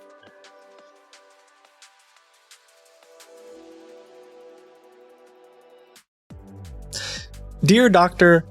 So-and-so, I hope this finds you well. I'm reaching out to express our interest in having you at the 4th International Conference on Rheumatology. I gotta be honest with you. I don't know what that is. I just know how to say it because I've like heard it.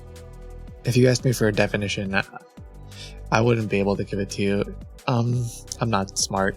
Maybe this is the scam. Maybe this is it. I just call them. I just call them and pretend to be a rheumatology doctor, and when they and if I just say random stuff, it's the study of rooms.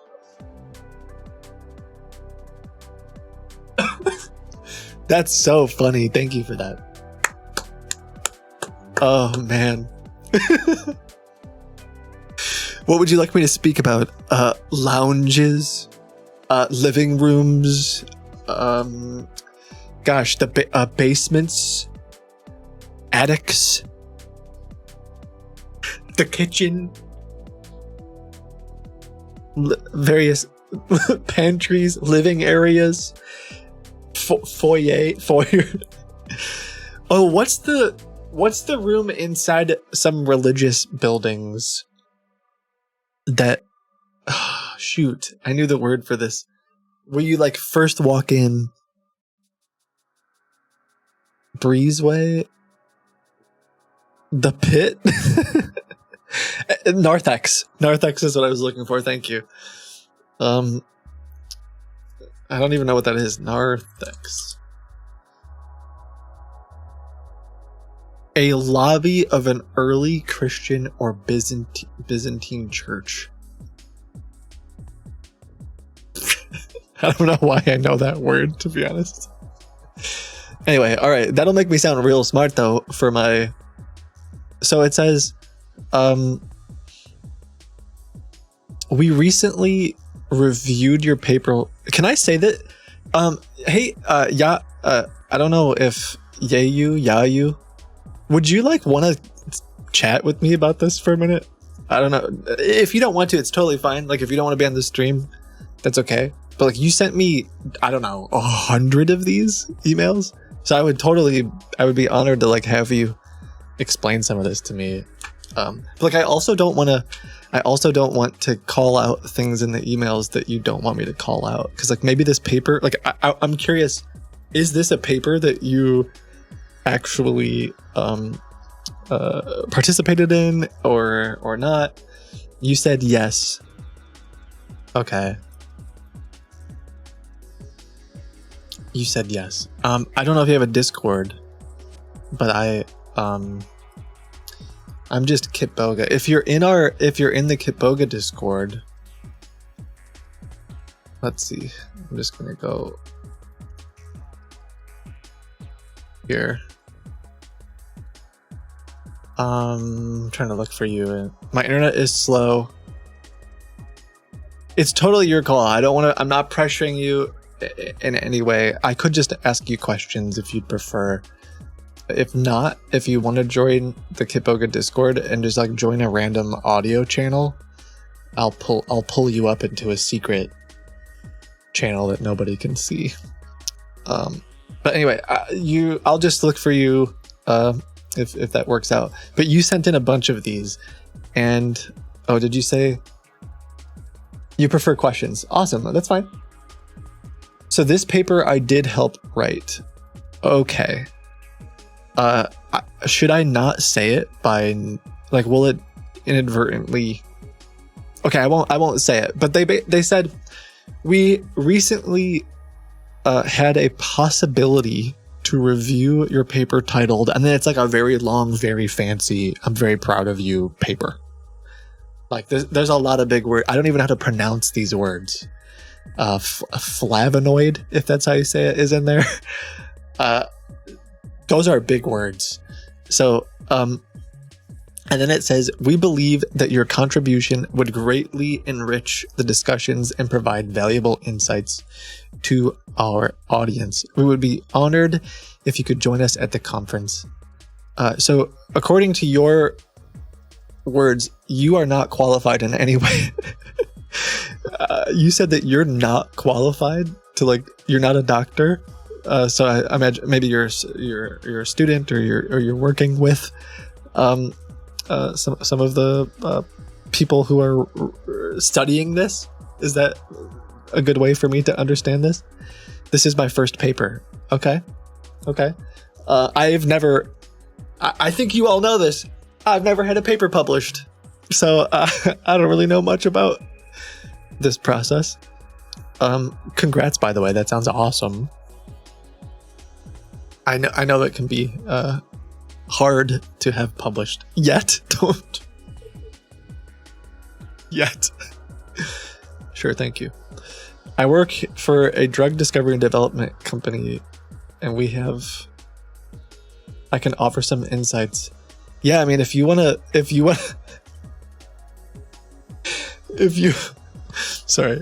send me any scams, Shadow Seer, that you've gotten, I'd certainly be interested.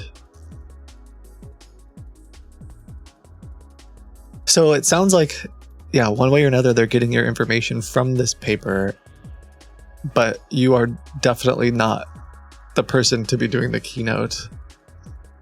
For further details about our event, glance at our official website. Let's see.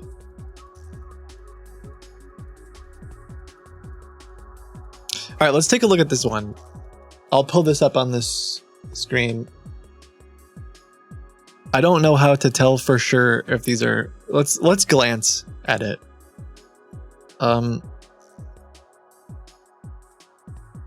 Please be adults about this. Okay, I don't ever do this on stream, and I would like to do it more with you. There's a lot of scams to research, a lot of scams to uncover, but I have to do a lot of it offline because I'm always afraid that if I do it online, that it could go very badly. So, but the kids already left. We already asked them politely.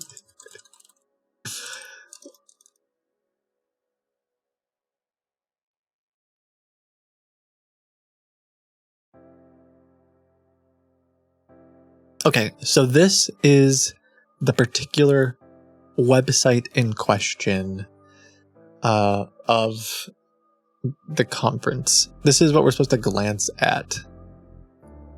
Right away, I am just so excited about this theme. What a cool effect that works very well. Sorry, let me take the butterflies off. Oh, they even have Google Plus? Can I share this on Google Plus?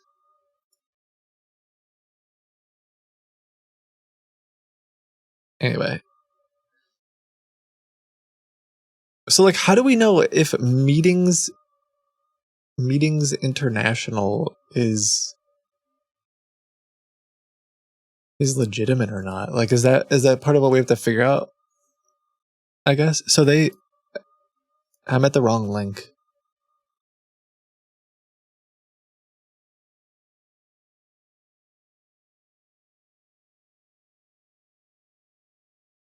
Wait, how do you have so many conferences going on the same date? Midwifery and women's health, pharmaceutical. Is this normal to have?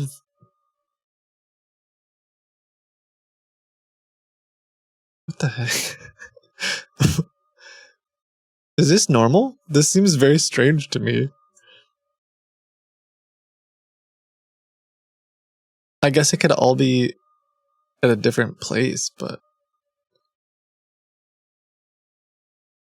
Oh, this was the one. The rheumatology conference is what we were looking for. One of them says Madrid, Netherlands. Oh, wait. Caring.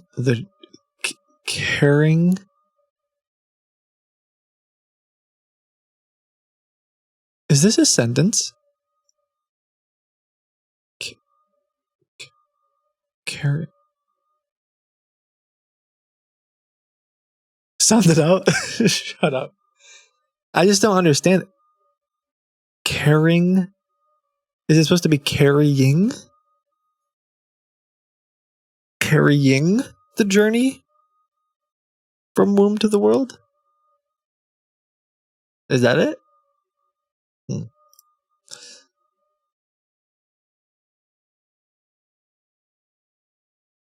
Well,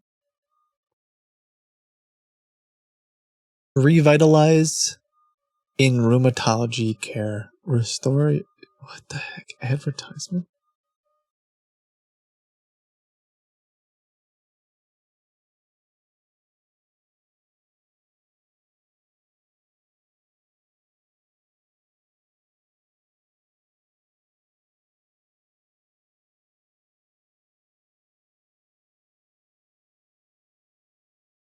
So how do I know?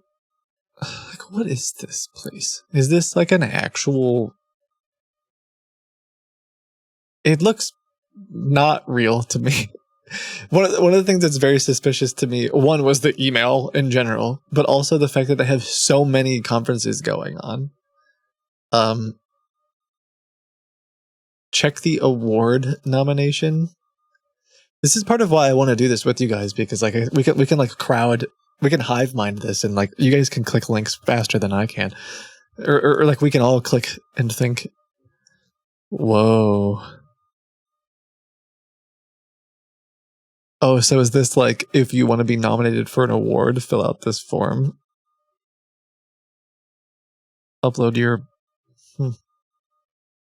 nominate yourself, Professor Richard Andrews.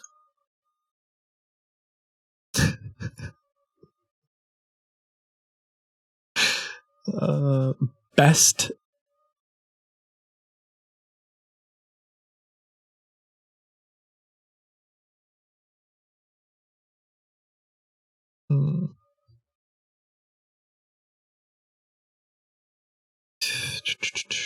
best research paper.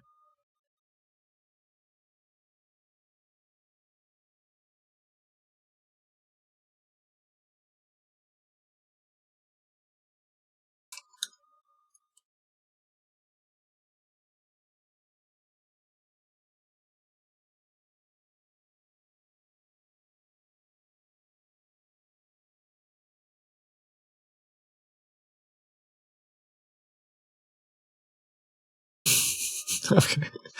All right.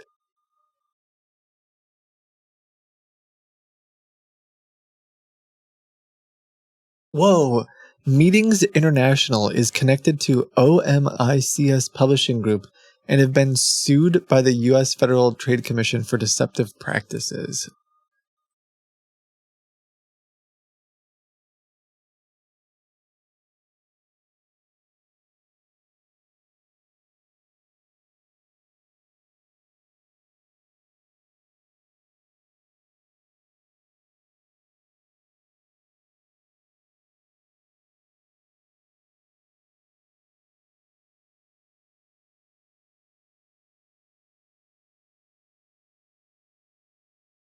Thank you.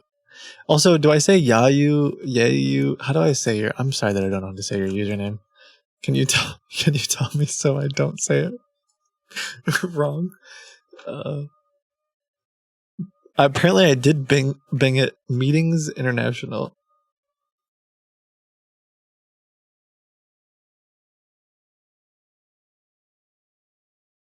Check it on Wiki, you're saying?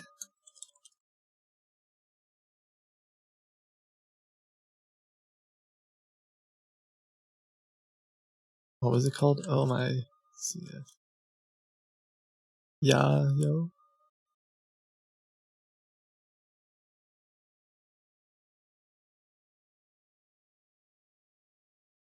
Oh, I turned the music off. Is a predatory publisher of open access academic journals with a whole bunch of they have a whole bunch of sources for that. It started off in 2008. This is a big one then.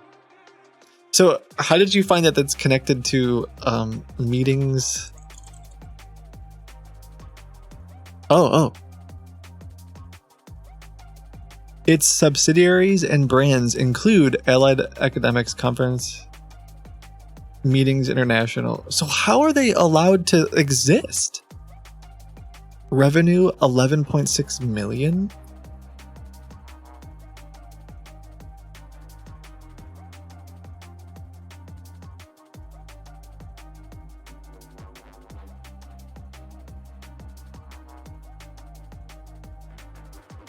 What the heck?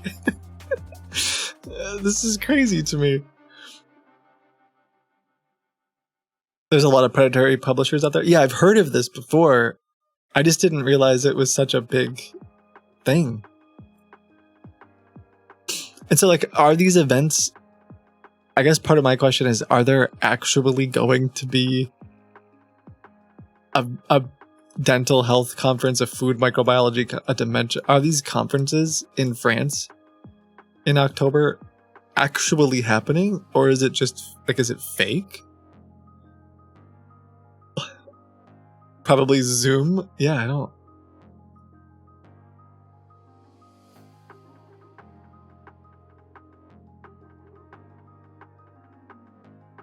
Like, it doesn't even say where. It just says a hybrid event in Paris, France. In person or virtually. Are they just counting on nobody going? Like, where is it?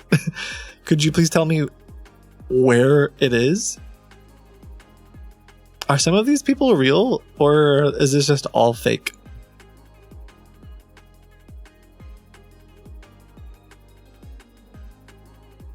Oh, this one has venue information. The venue is Paris. This is so sketchy, right? Like, it's just like, yes, we will be meeting in Paris. That's where it is. All of any part of Paris is fine. Find us. Wow. But I guess the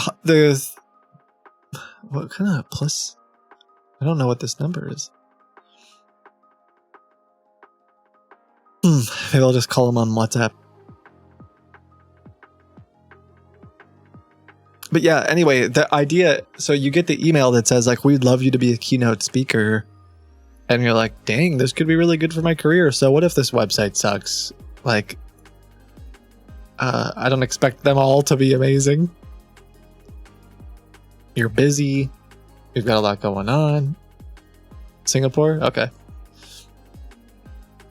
Check the library tab.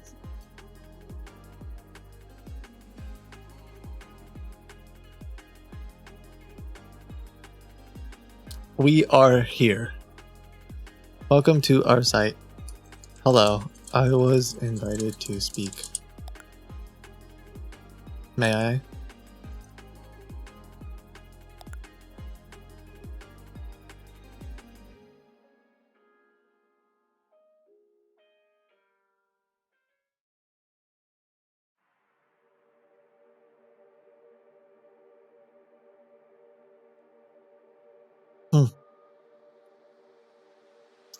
I live in Paris. Any details? I would be careful about saying where you live in Twitch chat. There's some crazy people out there. But no, there's no location details at all. It's just like it's just Paris. I guess just saying you live in France is pretty okay. Never mind. I live on Earth. I live in the US. Oh no.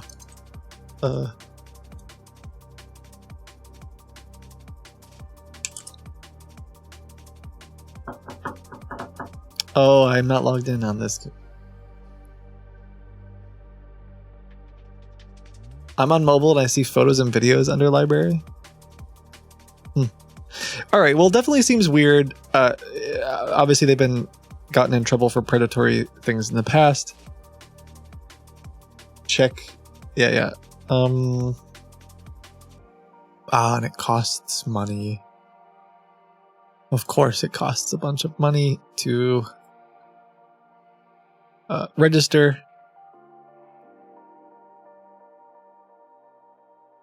Jeez, I feel like if I was going to be a speaker, I would want a discount. Like, why do you pay more? Why do you pay more money to be a speaker than?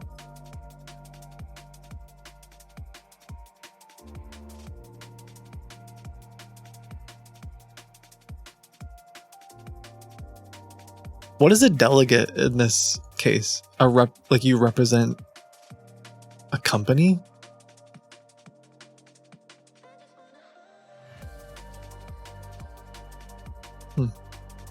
Someone said check out, what was it? Check the sponsors out? What is it? Prime? What is it? What is Mr. Beast's Lunchables? Oh jeez. I gotta be careful. Oh, this is just to sponsor it. This is wild. Yeah, I want to sponsor this. I want to be a lanyard sponsor, please.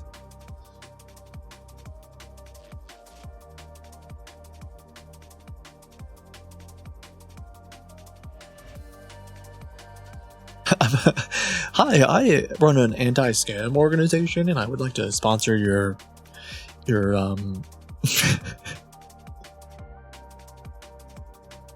That would be an interesting phone call if they took my phone call. All right, so I guess what I don't know is like I could reply to like I could email some of them, or make some phone calls, and just see like if they'll play ball at all. I guess, but there's a bunch of these. Like so many of these have been sent in to me. The vice president. Whoa, really?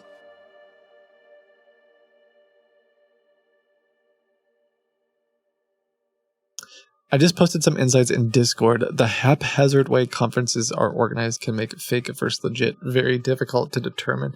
Where in Discord would I find this?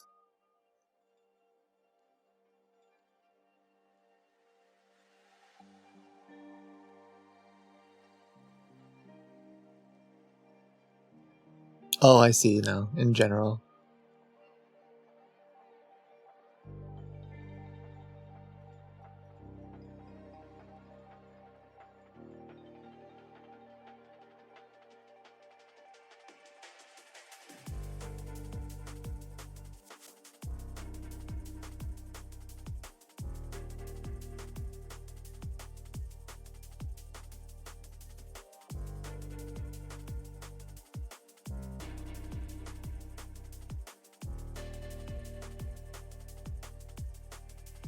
Yeah, it's tricky. I mean, the fact that this place in particular has been sued and gotten in trouble by the U.S. government definitely makes me feel like there's something really sketchy going on with this one.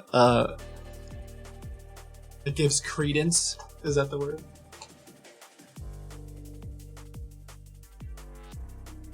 All right, let me check out a couple other ones. This was just one of like dozens and dozens and dozens of things that you guys sent to me. So I think I'm gonna call. I didn't show it on screen, but I'm gonna call this other one really quick.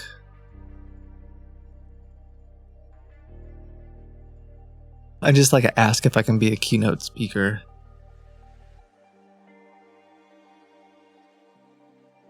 Do you think that they fake the keynote speakers? Like, what are the chances? Okay, I'm just throwing these out there. What are the chances that, oh,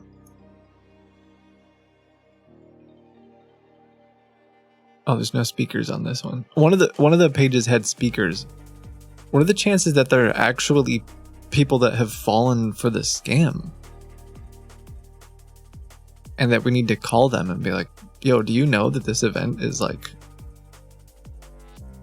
the weirdest event known to man?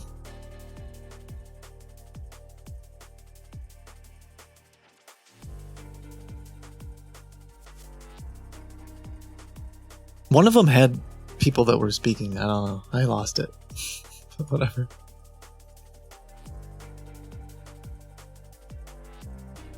Okay, I'm gonna try calling this one from it's a different website, but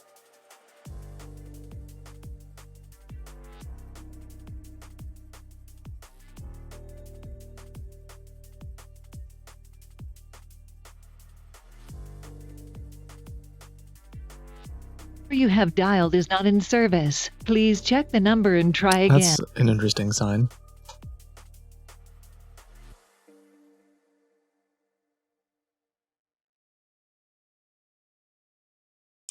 Many people have no idea they're on the site. Okay.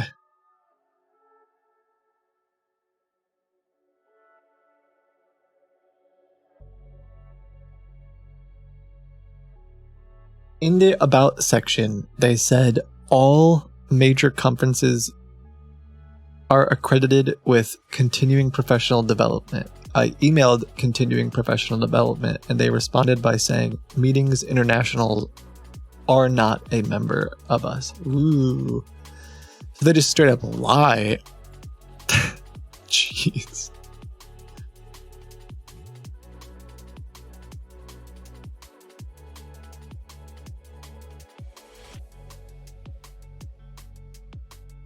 Wow.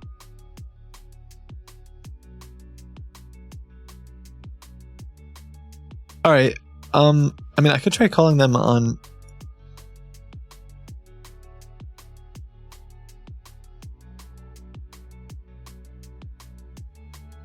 Yeah, but like, what if these are these people that fell for the scam?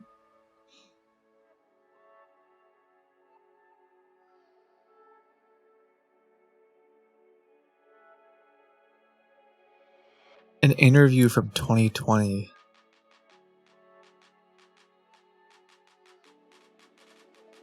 Because, like, if I paid money to get interviewed, wouldn't I at least want to, like, show up somewhere on... I don't know. I guess I shouldn't...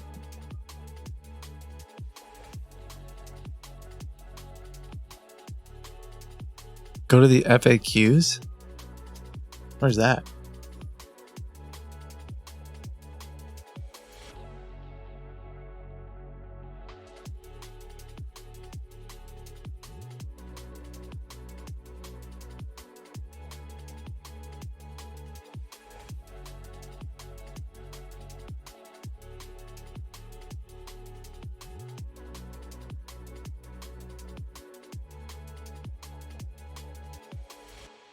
My poster board? Wait, what are they talking about poster boards? Why do you have to...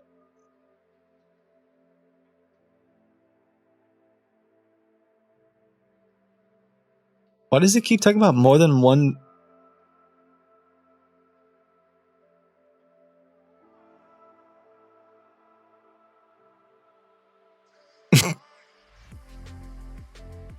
I want to come with my wife and son. Do we need 2 rooms?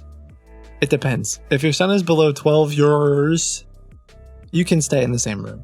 Else, you need to pay the extra charge.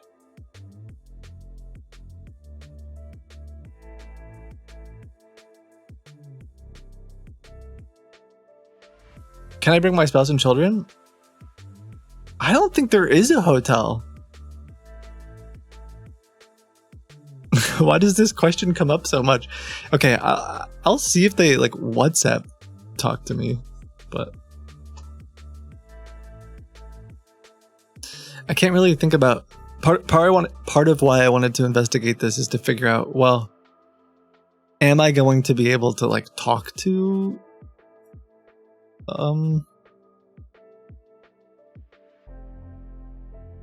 any of these scammers or not?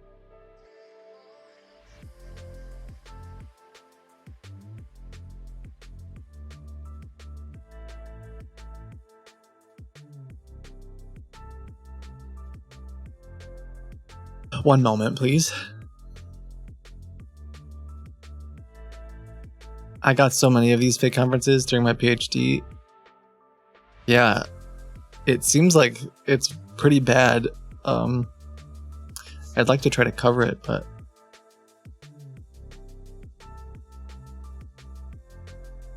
how do you pay? I don't know.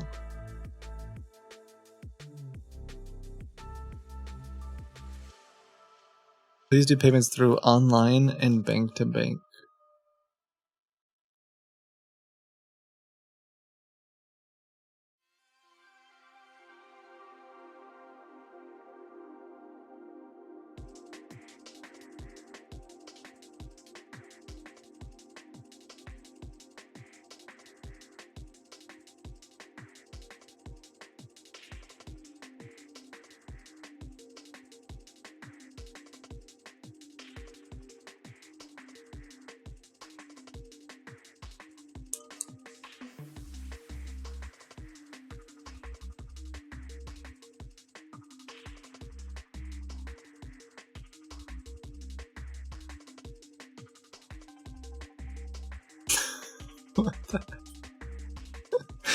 What is this? Oh, this is so sketchy.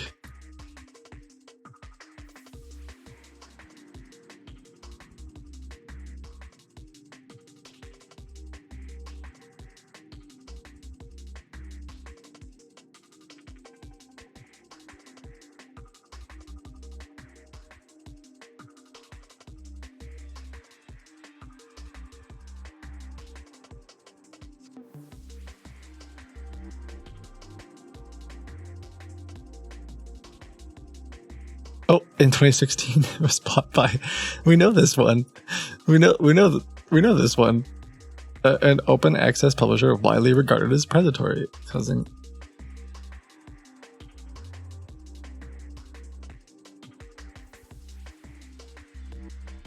Wow.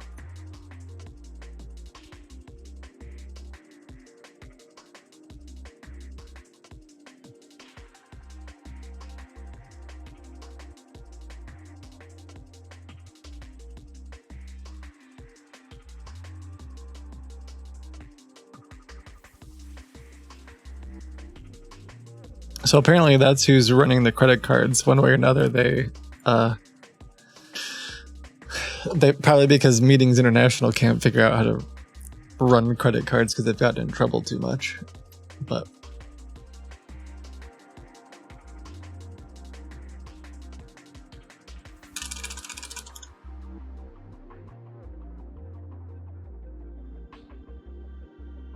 aw.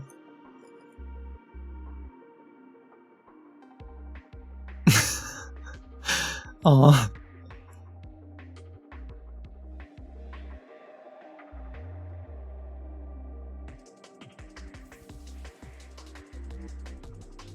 Okay. Moving on. Oh, I can't get my WhatsApp to work. I forgot about that. It just breaks. Oh no. Okay, well we definitely can't call this one.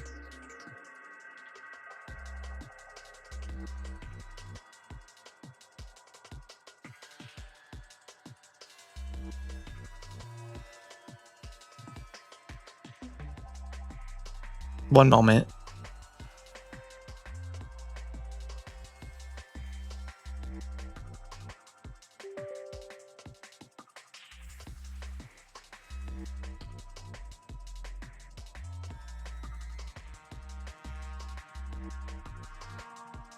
I'm gonna look at a couple other ones that were submitted. How about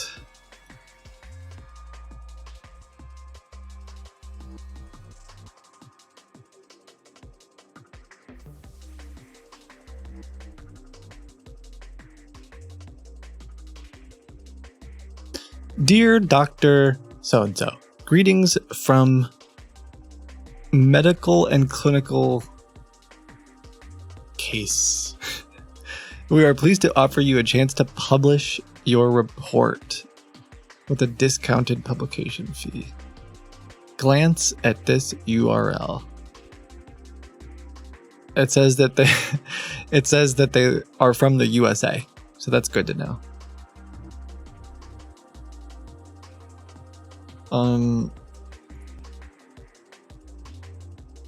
Man, you get so many of these emails. Is it just like a constant? That must be really annoying. We are delighted to extend an invitation for you to speak at the International Conference on Physics and Quantum Physics in the Netherlands. Wait, I thought you published something about arthritis. Why? I mean, no offense, but how is arthritis and physics and quantum physics related? Is the meaning of life and everything and the way that quantum physics works represented inside of arthritis somehow?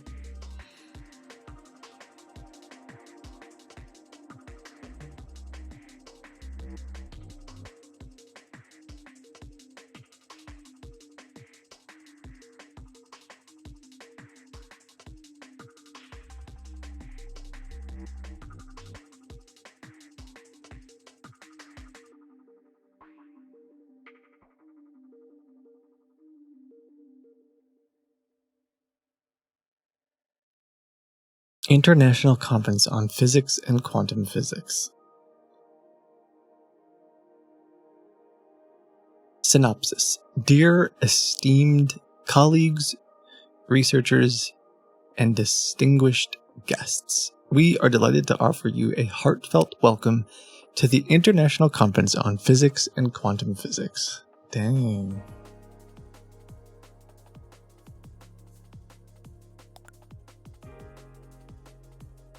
I'm gonna try to call him.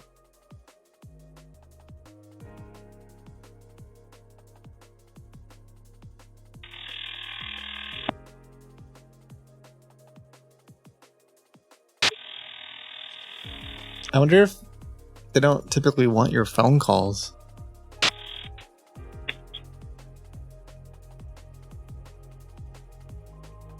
Hello?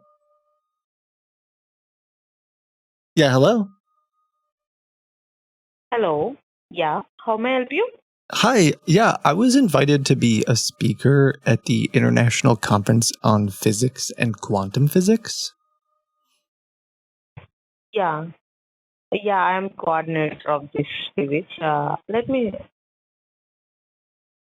Are you interested as a speaker? Yeah, I was wondering if there were, have you selected a keynote speaker yet? I was wondering if I could be the keynote speaker. Oh, can you please draft the email? We will reply soon about your query.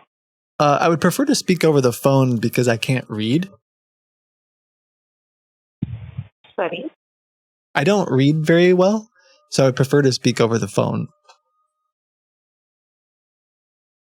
I didn't get you what you have said. Can you please draft the message? Your voice is not clear. Sorry, Can you please draft the I mail? can't read. I can't read beyond a 5th grade level, so I prefer to speak over the phone. But I do have a PhD in quantum physics. Okay. So I was thinking, could I be in your email, you asked if I wanted to be a keynote speaker. I don't know if you know me. My name's Jeff Yes. Jeffington. I'm the one who published the paper Quantum Physics. The answer is 42.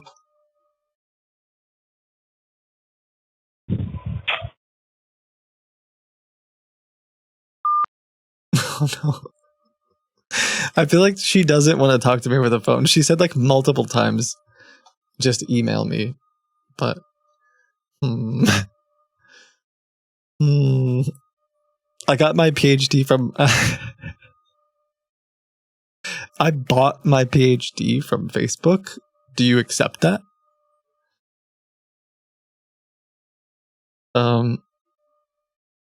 Do I have to prove my PhD?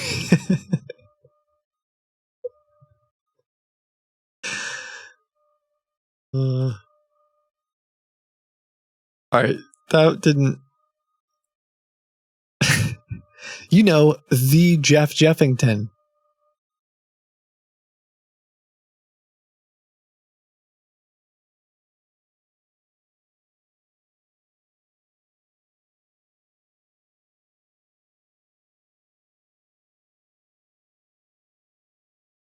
I don't have a PhD, but I do have ADHD.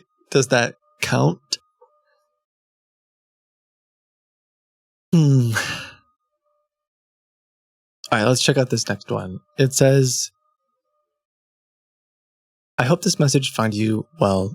We are honored to invite you to speak at the Preventative Medicine World Conference, a premier event dedicated to advancing preventative medicine. What's up with them all being in France?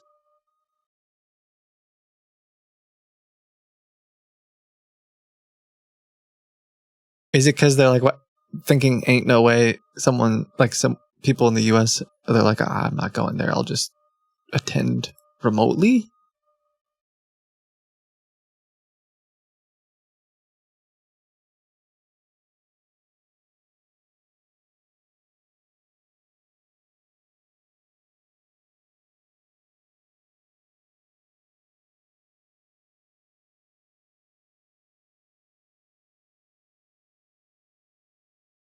Oh, here they got a phone number. I'm just gonna call them.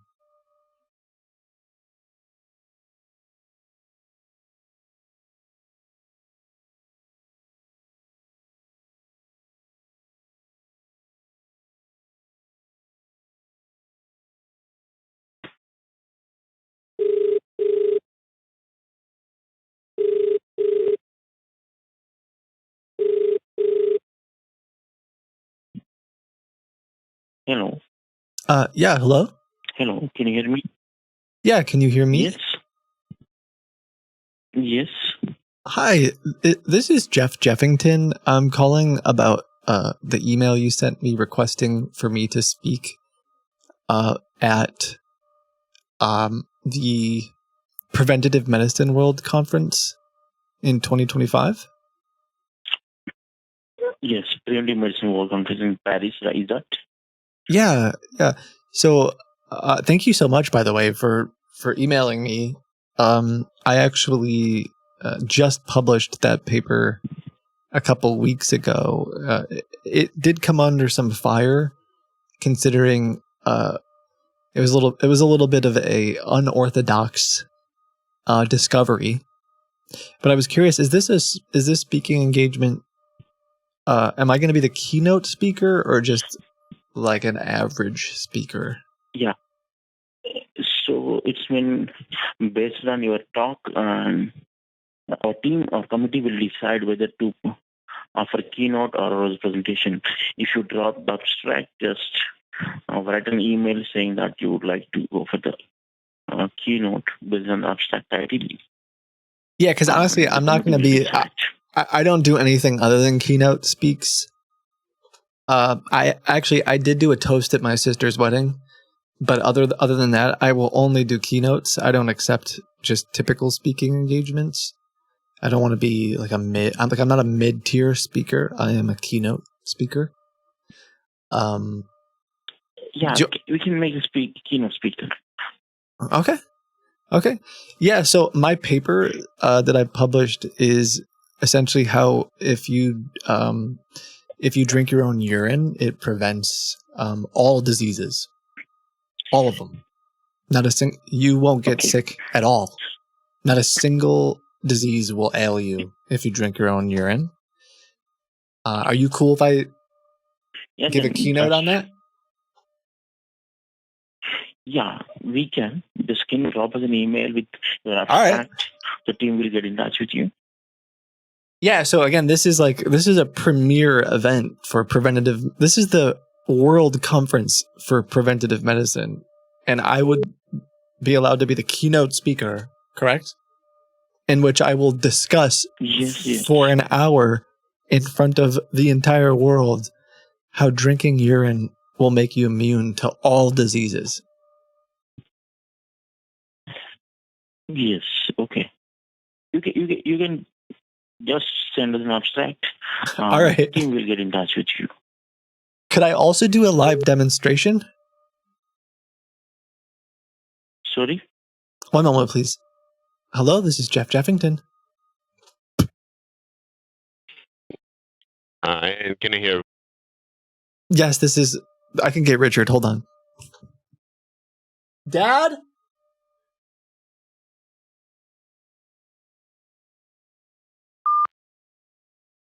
Yeah, hello. This is Richard. Yeah, hi Richard. My name is Chris. How's it going today?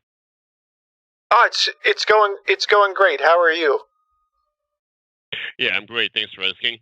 And now, if you recall, you registered on our company's website and you used your email address for the registration. It is richardandrews979@gmail.com.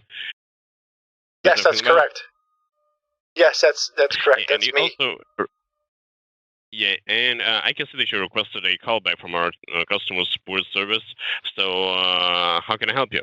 Yeah, could you speak up a little bit? It's a little hard to. It's a little bit hard to hear you. Do you want me to speak a bit louder? Yeah. Could you speak louder, please? Yeah, sure. So you requested a callback from our customer support, and how can I help you? Yeah, so I found out about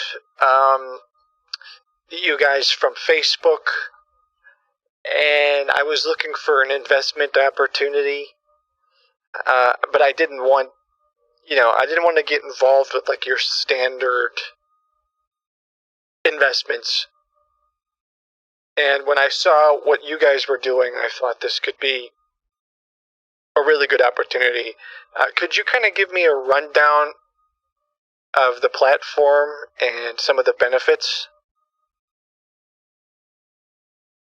Well, yeah, then let me just tell you about the company itself, and what we provide to our investors. With Delmar Energy is an American industrial company that was founded in 2002 in Texas, which deals with the implementation and development of various industrial projects. And it's also allowing ordinary citizens to make money on the U.S. industry. And at this moment, we have 15 projects that are now available for the investment. Those projects are separated into 5 directions. Those directions are green energy, coal mining, oil and gas, road construction, and power energy. Hold on, could you can you repeat? Can you repeat those? Sorry, what are they? Those directions are green energy, coal mining, oil and gas, road construction, and power energy. Okay, can you tell me a little bit more about coal mining? Yeah, the coal mining presents 3 projects at this time. 3 projects that are now available for the investment, and those projects are steel production, coal mining itself, and development of mineral deposits. The development of mineral deposits. Hold on 1 second. I gotta try to turn my phone up because you're really quiet. Give me 1 second.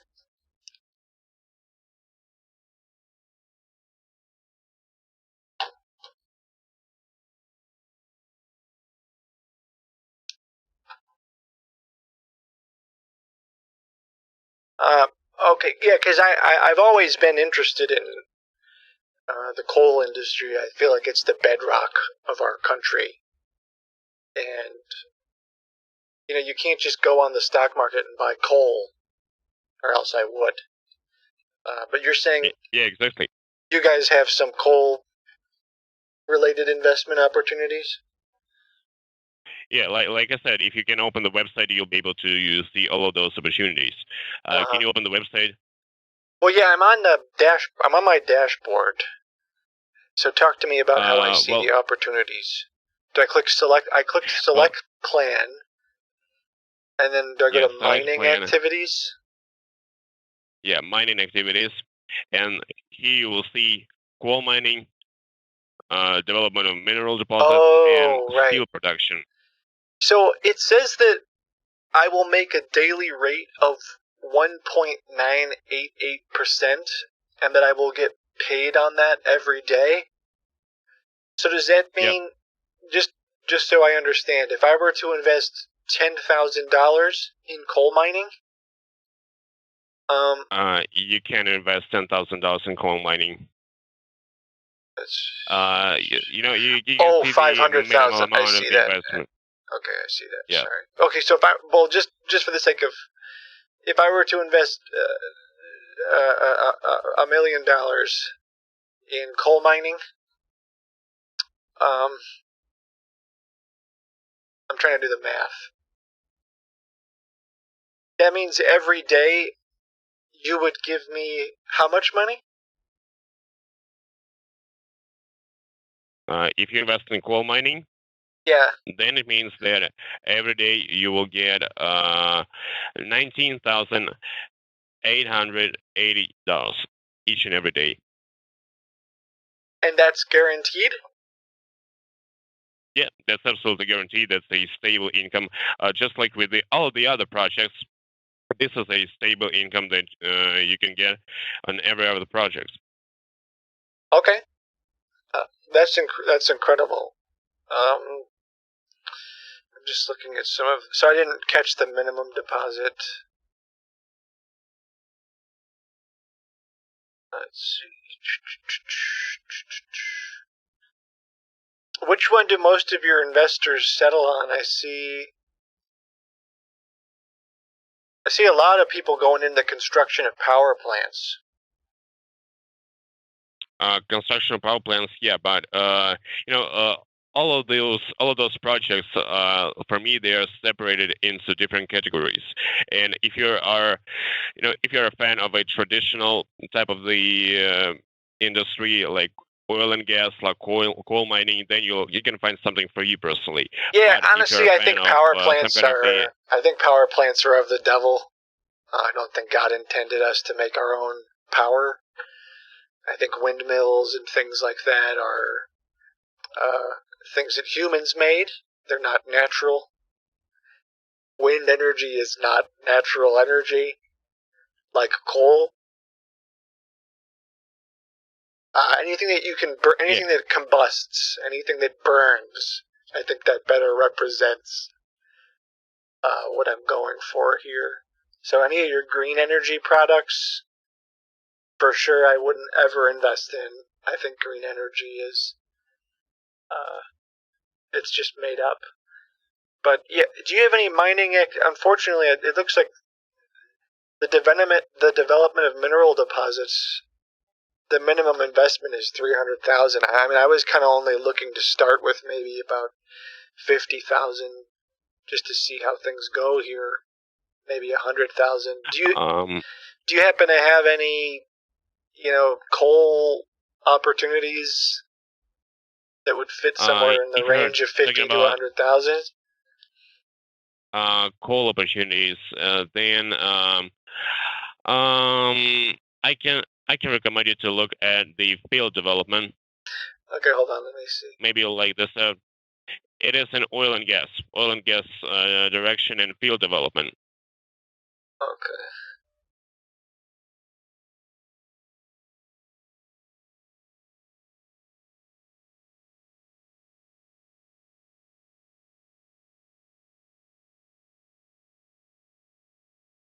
Okay, I see field development. See, but the returns aren't as good. That's only 1.19% a day. That's not great. Yeah, but you say only just because you're comparing this situation to the coal mining, right? Right. I mean, coal mining is 1.98% a day. I mean, I don't know. Yeah, but it depends on your budget. And if you compare this to any kind of the bank savings account, then you'll be able to find some advantages here. And like I said, it totally depends on how much funds you'd like to invest here. And like you said, that you're not going to invest in the green energy area. That's okay, but you can find something else for you. And what I can recommend you is to look at. For example, I can recommend you to look at the installation of thermal power units. Yeah, tell me about that. Yeah, installation of thermal power units, and you can find the information into the power energy. And here, the minimal deposit will be 75,000, and your daily rate of the investment will be 1.2888. And the term of the deposit will be 230 days. What does that mean, 280 days? Does that mean, like, that's how long I get my 1% for? Yeah, this is how long you can get a daily percent in those conditions. Wow. Okay. This is incredible. Can you tell me a bit more? So are you my account manager, or are you just sort of a representative of the company? I think that I'll be your account assistant. Okay. And what exactly is the most interesting part for you? And what is your name, sir? Sorry, I missed that. My name is Chris Stanford. Chris. Okay, Chris. It's nice to meet you. Very nice to meet you. How long have you been working here? I've been here for more than 4 years. Okay. Let's see. As far as depositing money goes, how do I deposit money? I'm struggling to do that. Well, it depends on your payment options. Like, what options do we have? What options are available for you now? Is that you can I'll use explain a more pay about card, this later, either but debit or credit one. You can this use is Cash App. You can use PayPal, an investment Zelle, scam, or you can use cryptocurrency. and it's very well And done. if you'd like to Perhaps use one of the the best we've non-crypto ever method, seen. then you should just contact our tech support on the website. But it's Tech saying that support you make like is a chat with our 1.19% specialists on a the day website. guaranteed, which is Where you can just crazy. enter the message like, "Hey, it's Richard. I'd like to make my first investment using my PayPal But you account or only see using my that bank once you card. get further What should I involved. do for that?" And they'll provide you with the list of the information that you should fill in. There should be your name and last name, there should be your email address, Like investment amount. they're And your pretending to investment be a fund. company If that you was fill in this once information, legitimate then and you'll was be provided once with some registered payment with the details or some SEC. invoice So that if you you can look use it up, to make it this seems like transaction this actually successful. is or That's was a how you legitimate get started. company, even though this is not the actual company. Huh. Okay, so if I click on, which one was it that you were recommending I do? Sewers and field development? Yeah, I recommend you do field development. You can click on field development. You can just look at the project, look at the conditions of the project. But if you'd like to start the investment plan, if you'd like to make an investment, then on your I see. You dashboard, you click should on. find Okay. chat. Selected plan. Choose an amount to invest. So if I say 25,000, daily profit is $297. Net. Okay, so the net income that I will make is $41,000. Okay. And where are you looking at? I just clicked on field development. And Yeah, and if I'm not mistaken, here you can just scroll this article to the bottom, and here you can see all the conditions of the investment, and also you can see the calculator profit item. Can you see that? What? Where? You should see calculator profit in the bottom. Yes. Have you clicked on field development? I see it. Yeah, and here you can set up the investment amount. You can see what will be your daily profit, and you can see what will be your net profit after the end of the project. Okay. This is how you can take a look and compare what would you like to start with. And by the way, if you'd like to make a withdrawal, if you'd like to take out your profit, you can do that at any time of the term of your project. So, like, if you'd like to make a withdrawal in a week or in 10 days, for example, you can do that, and it will not affect the growth of your capital. So you're still be getting profit just like you did before, even if you take out your profit at some point. It says and, that I can invest for 223 days. So are you saying that I can withdraw my money at any time? Yep. You can withdraw not your initial investment amount, but you can withdraw your profit. Okay, so not the initial, just the profit. Yeah, and what I think is one of the advantages here is what if I need it back really badly? Like, what if I change my mind?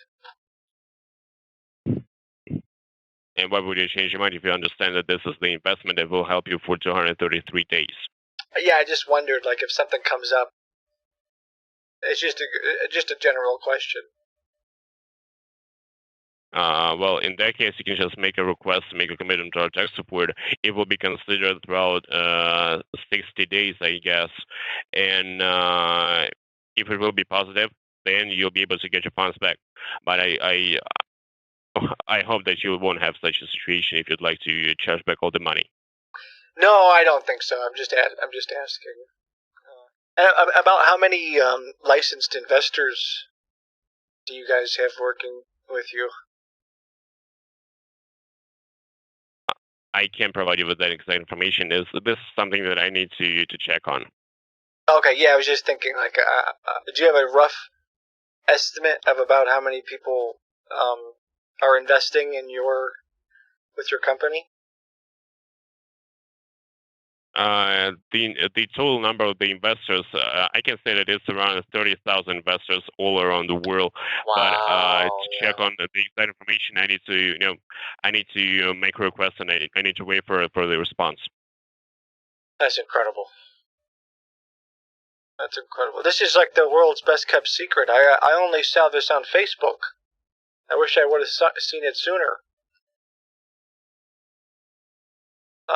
Well, that sounds really good. But what I also wanted to tell you about is about how you can benefit yourself here. So here you can have multiple projects at the same time. Okay. You can have 5 or 6 or even 10 projects at the same time in one account. You can have field development. You can have road construction at the same time. You can have, for example, steel production at the same time, and you can have profit from all of those projects at the same time. And that's how you can benefit yourself. Oh, wow. So you're saying if I were to invest, I don't know, maybe $2 million, I could make bank. Yeah, sure. You can have multiple. You can have multiple projects, and what is the most interesting part, I think, last but not least, is that you can also benefit yourself by inviting new people to the company. If you get back to your dashboard, you'll find your referral link in the middle. I think you should see that Referral program. And this is the referral link. How does that work? And this How is does the the referral referral link. program work? If you can just share this link with some of your friends or family members or colleagues, Yeah. and if you invite some guy to the company, if they register using your affiliate link, they can get $25 of bonus from a company. Oh, that's and huge. You will get 5%. Yeah, you'll get 5% out of their initial investment amount each and every time when they make an investment. So when he deposits, Wow. What? So, and then it says once your team reaches a total investment of $5,000, you get a $200 bonus. Once you reach 25 participants, you get a smartphone. Once your team has invested a total of $25,000, you will get $500. If you get 50 participants, you get a laptop. Wow. If you reach a total investment of $100,000, I get a cruise? Wow.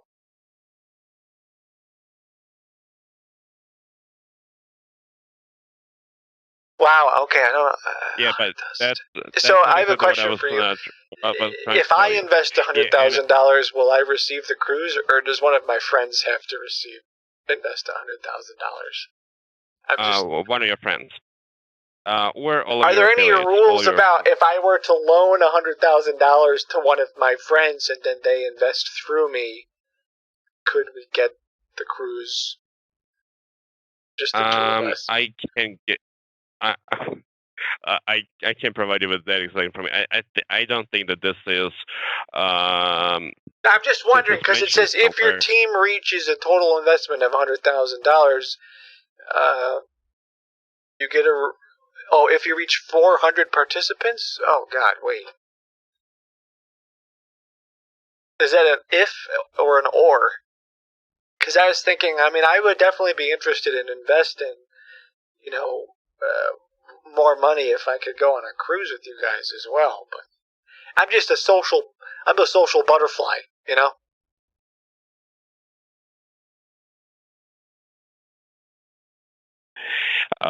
Yeah, like I said, I need to make a commitment and to find out, but no problem.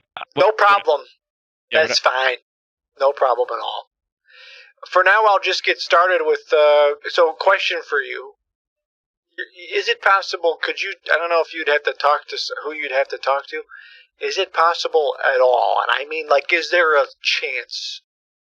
Could it be possible that I would be able to invest in coal for less than $500,000? I mean, is there any way you could pull some strings? No. So I could invest in coal with $100,000? No, that's not possible, unfortunately. Okay, why? Well, just because there are some simple rules that all of our investors should follow. And if What the are rules the- say what that rules? you cannot invest less than 500, then you cannot invest less than 500. And those are the specific conditions that were chosen by our board members, and they cannot change it just for one customer, unfortunately. Even if I do everything that I can, I still won't succeed in this area. Okay, so it's just like a general rule. You can't invest in coal unless you invest at least 500,000. That's like a U.S. law. No, that's not a U.S. law. That's just that's not a. This is just a condition from that exact project. if you'd like to start coal mining, then you should start with 500 minimum, 500,000 minimum. And if you'd like to start with field development, you should start with 20,000 minimum. That's how it works. Okay, so that's just sort of how it works with your company, you mean? Yeah, these just are the basic rules of the company. Okay, that's fine.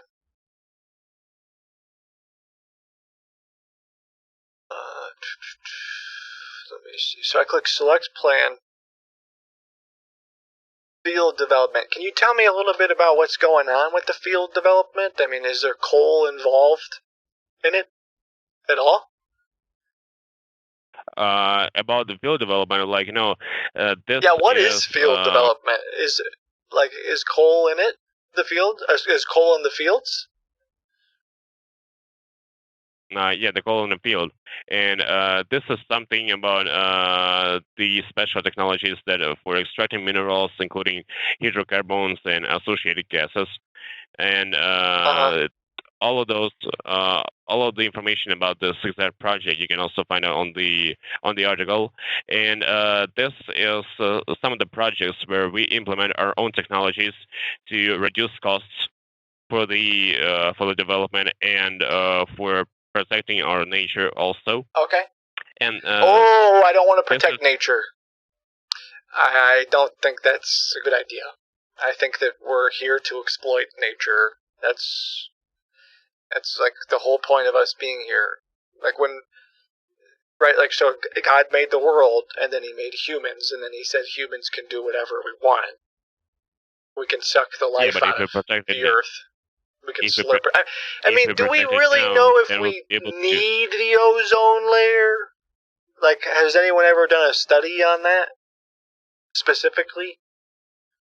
I mean, do we need it? Is what I'm saying? Probably not. Well, I think that if we protect it now, then we will have more opportunities to set up some field development projects more and more, and that's how it works. I don't know. I'm just saying, ozone layer, more like ozone layer. You know what I'm saying?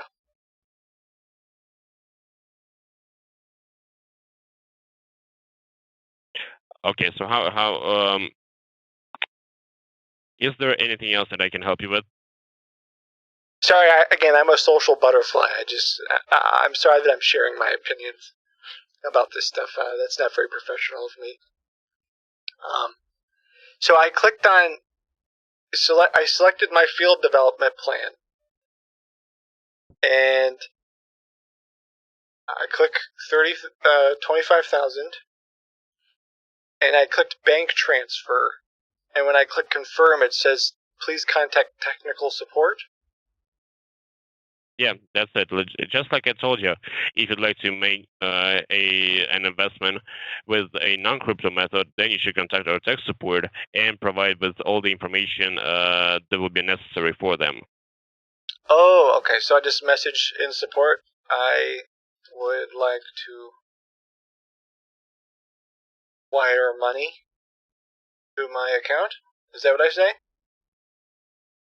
Yeah, I'd like to make my first investment. What options do you have for me?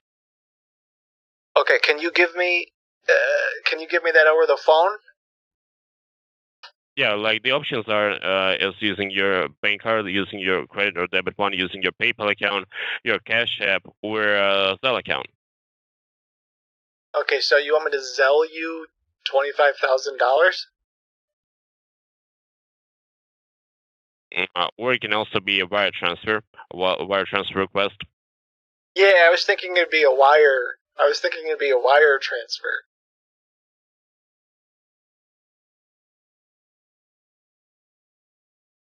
Yeah, you should contact our tech support about it.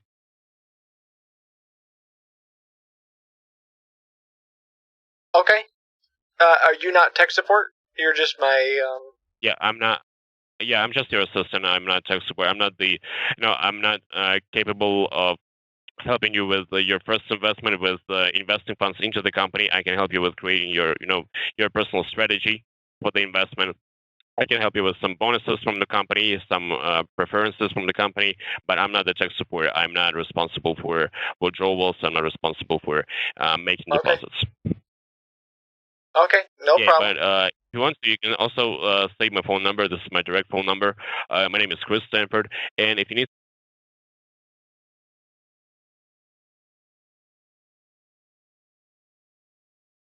Okay, it was super nice to meet you, Chris. I got your number here. I'll save it in my phone. Hold on 1 second. Chris.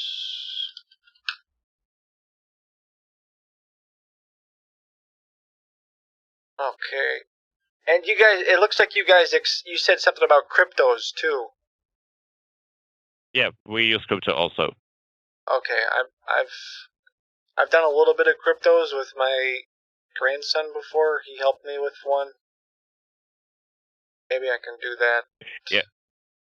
Yeah, Richard. And may I ask you this? May I ask you, how did you know about the company? So you said it was on a Facebook ad, and did you have a conversation with someone about the company, or was it just an ad that you clicked on and you? Yeah, I think it was fate. I saw the ad on Facebook. I was thinking about moving some of my investments from the U.S. stock market to something a little different, you know. I'm tired of just putting all my money in American companies, but I felt uncomfortable investing in companies that were outside of America. So I thought, well, maybe I could invest in alternative investments, and I just so happened to see your company, and I looked you up, and you guys look like you've been around for a long time. Look like you really know your stuff. Yeah, we've been around for more than 2 decades. Yeah. Incredible. Incredible. It says, please enter the email name of bank of payer amount. This is confusing to me. Please enter the name of a bank where you'd like to make a transfer from, then your email address, and your name and last name. That's it. Okay, so I say this will be from Bank of America, from Richard Andrews, for $25,000.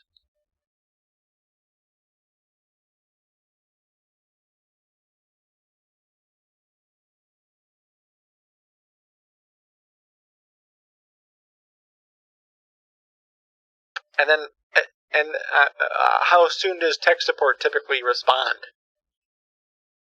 Well, usually it's about 5 minutes, I guess. And if we're preparing you some information about the wire transfers, preparing you some payment details, it might take a bit longer.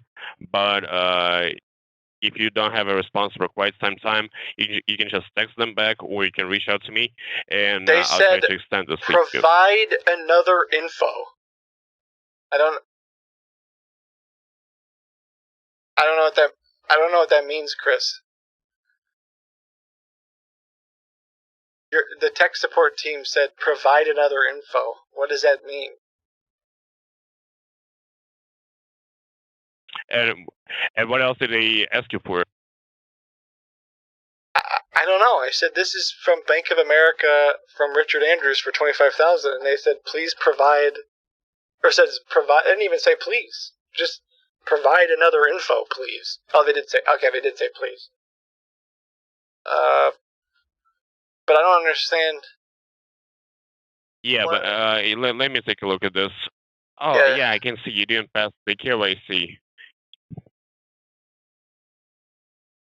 Oh yeah, are you taking a look? I'm taking a look at the account. You're taking a peek. Okay. Yeah, and I can see that you didn't verify your email address so far. This is Richard Andrews 979 Okay, how do I do that? How do I verify that? on your dashboard, you should find settings.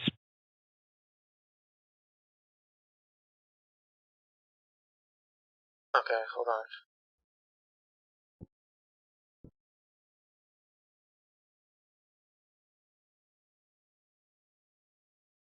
Settings. Settings, and you should see confirm email address. Oh, confirm email. It says an email was sent to you. Yeah, now you can check your mailbox, you can check your Gmail account, and verify your email address. And after that, you can get back to your dashboard and you can pass the KYC. Okay, how does the providing with KYC your work? driver's license. You should provide with your driver license or your ID, for example, if you have something. And you can just upload the file, upload the photo of your ID or of your driver license. Okay. And this is how you pass this KYC. Okay, and that's just for purposes? Yeah, that's just for verification of your account. And in order to give you some information about your wire transfer, you should be a verified user. So if you'd like to use a wire transfer, you should be verified. Okay. All right. Thank you so much, sir. I will do that now. And you know what? I may ask my grandson to help me as well with my with Bitcoin. He may be able to help me with that. So, all right. Thank you so much. Sure. Okay. Yeah, thank you, Richard. It was nice. It was nice talking to you. Thank you. All right. Bye. Yeah, have a nice day. Bye. You too. Wait. Sorry, Chris. Oops. Yeah. So I can explain this a little bit. Jordan was on Facebook the other day and saw this like AI, what to me looks like it's probably AI generated or a mix of AI and real.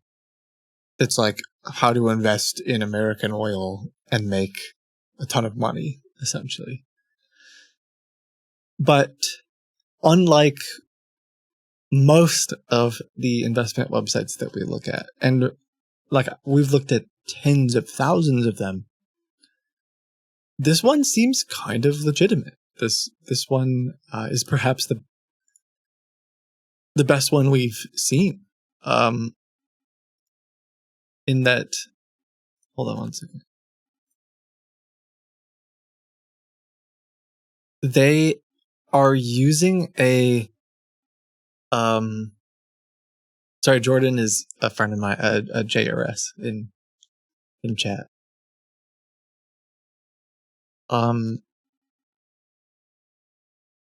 They I can't show you all of this right now because I think this is potentially a really big fish.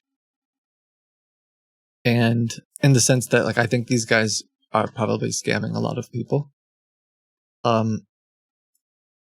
But I'll just explain this as most of the sites that we look at. Okay, I'll just show you one for as an example.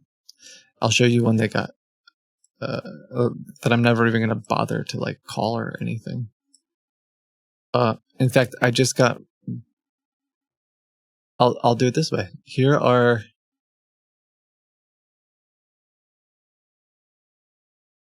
I'm going to look at one that we just scanned.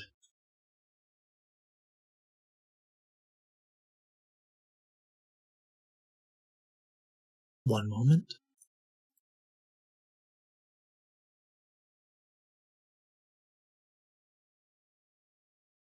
Yeah, I don't want to downplay this one. I mean, I was being a little bit goofy. Perhaps I shouldn't have been. Because these guys are impersonating a company that I think that seemingly was legitimate at one point. Like it was registered with the SEC, the Security Exchange Commission here in the US. They have legitimate documents. You could look it up. and it seems as though they actually are a real entity. I think my understanding, though I haven't, Jordan, I don't know if you remember, I think we figured out, like, they're not registered anymore, but they were at one point. And I've never really seen scammers do that before. Sorry, I'm having a really hard time, like, completing a CAPTCHA so I can show you something. Let me just try another website.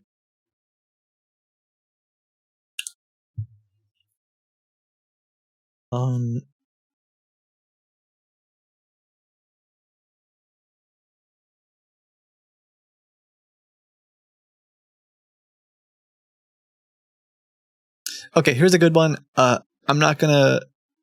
Please be adults about this. Please. We don't need you to take things into your own hands. If you want to report this website, go for it. But please don't harass. Please don't do anything illegal.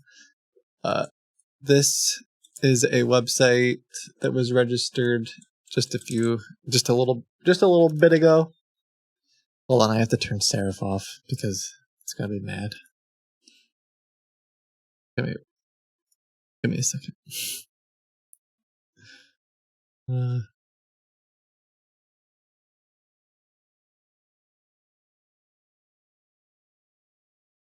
I think it'll be a good example.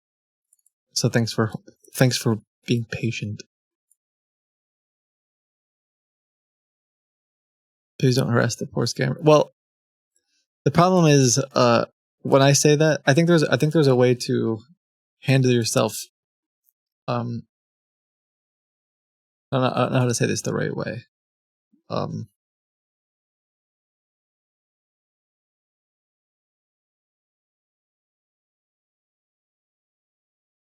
Okay, sorry, I'm back. Be responsible. Maybe that's a good way to say it.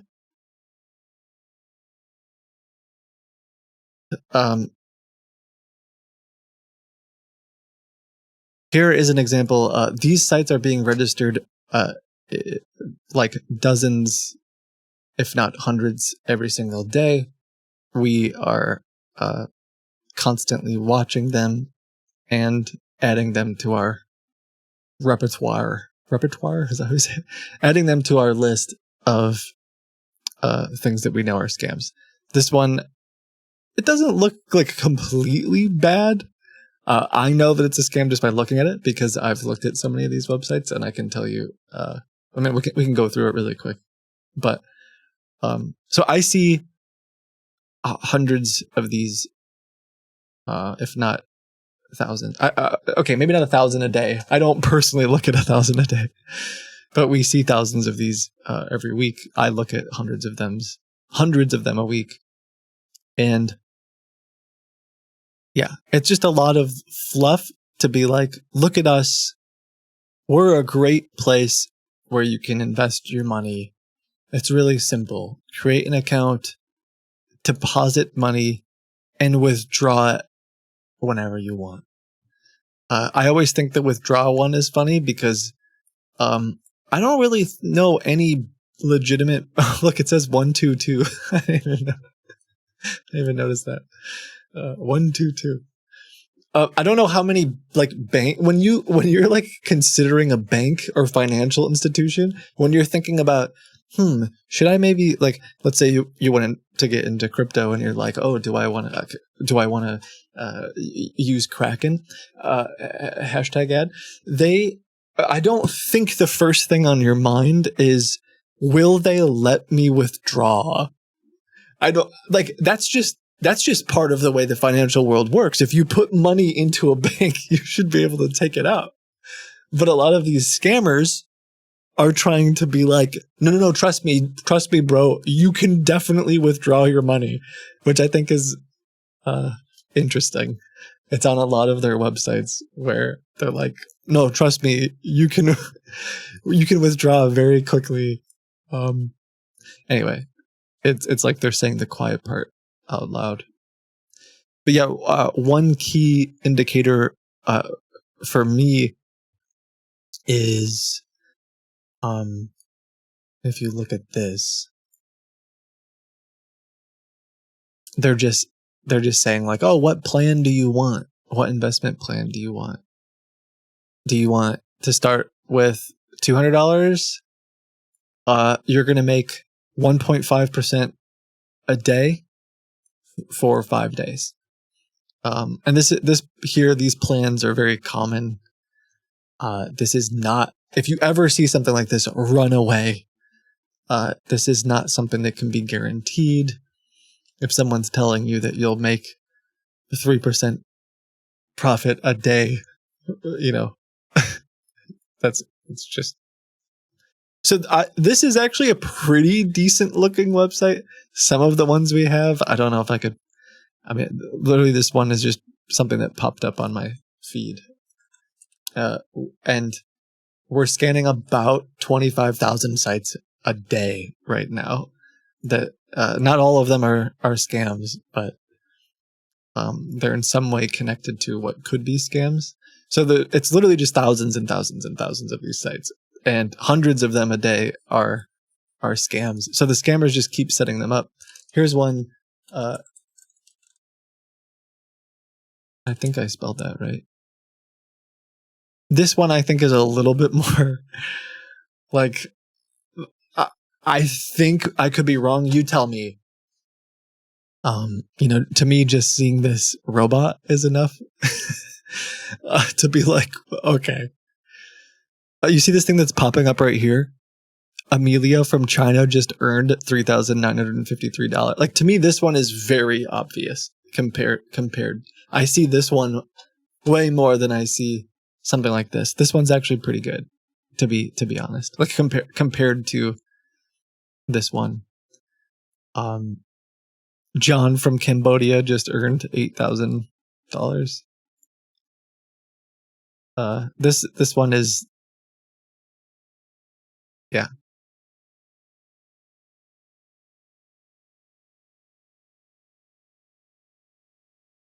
Oh my gosh, testimonials.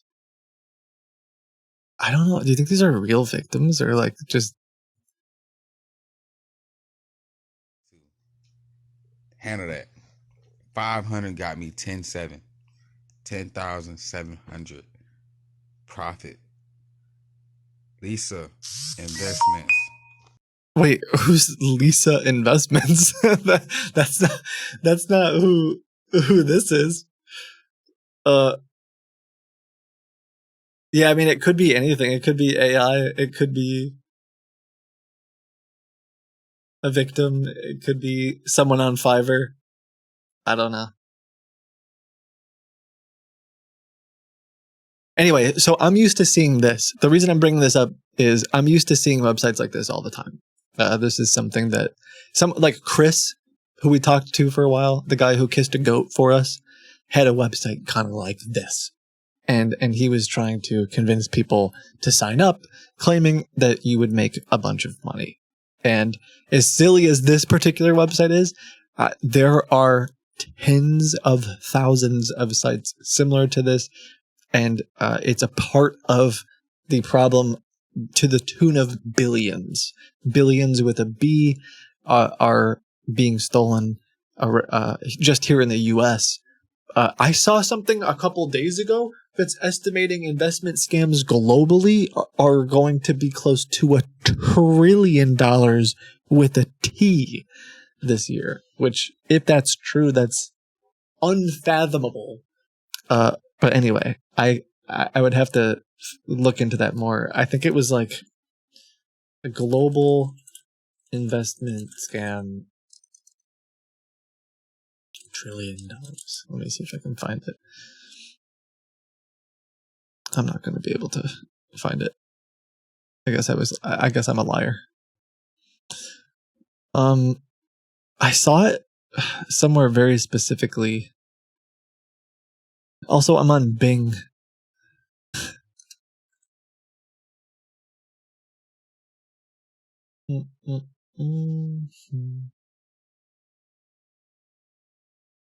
Yeah, so 10 billion is that's last year, but this is in the US specifically. I don't remember, don't quote me on it. I'll find it later. But it was pretty crazy. Yeah, the 10 billion is just in the US, not globally. So anyway, the reason I bring this up is to tell you, if you look at this website, there's lots of red flags.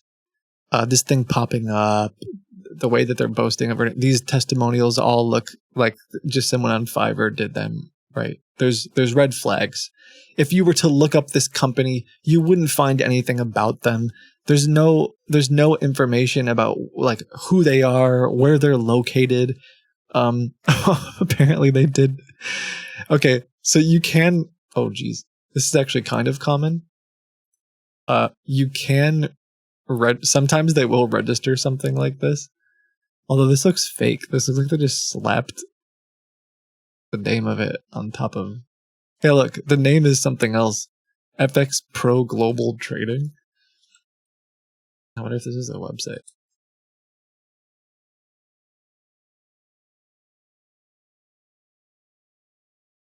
Some of them can be real though. Like you can just register a business.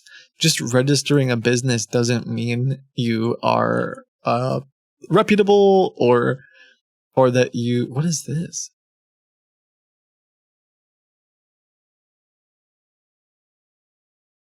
What is this AI saying? FX Pro Global Markets Limited is a company that provides online foreign exchange trading services and is regulated by the. I don't think this is true.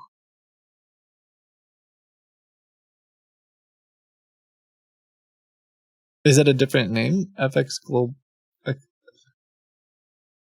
Oh, FX. Okay, it is a different name, but still. Where did it get this from, though? Oh, shoot. Seraph's going to come back in 4 minutes. We got to close everything. Is this real? Like, is this a scam that Google indexed and is just going to say? I mean, I don't know anything about this. FXPro.com might be. This is different. I thought they were saying FX. Okay. Never mind. I thought they were talking about FX Global Trading Company, so that's why I got confused. But the point of all this is to say that I'm used to seeing sites like this. This is very clearly fake. It's not real. The company that I just talked to. What? They're claiming to have 90,000 members. Let's see.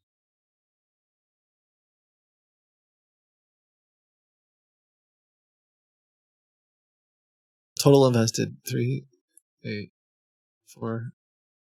Okay, apparently I can't type on my virtual machine. 3, 3, 8, 4.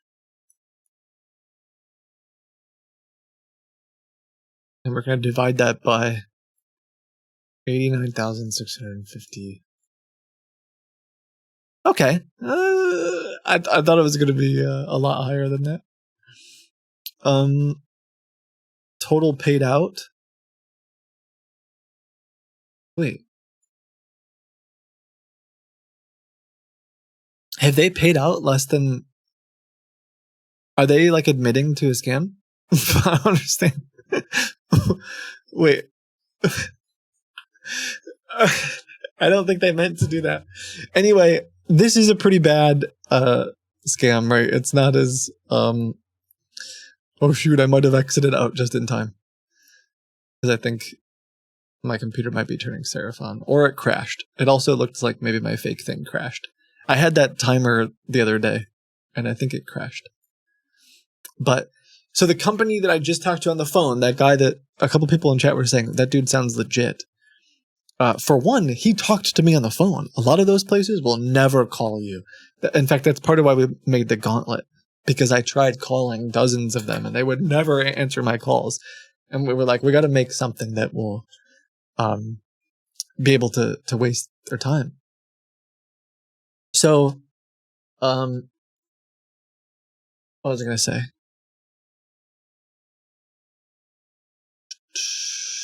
Is Seraphon.net? You probably closed the crash prompt. I don't think that was my app that crashed. So I built a stupid little app that has a timer. That after so much time, at the end, it opens up certain programs and then tries to restart to launch it so I can mess with scammers. Anyway, who's this? Announce. Yeah. Yeah, did somebody just... I don't think so. Maybe I got the wrong number.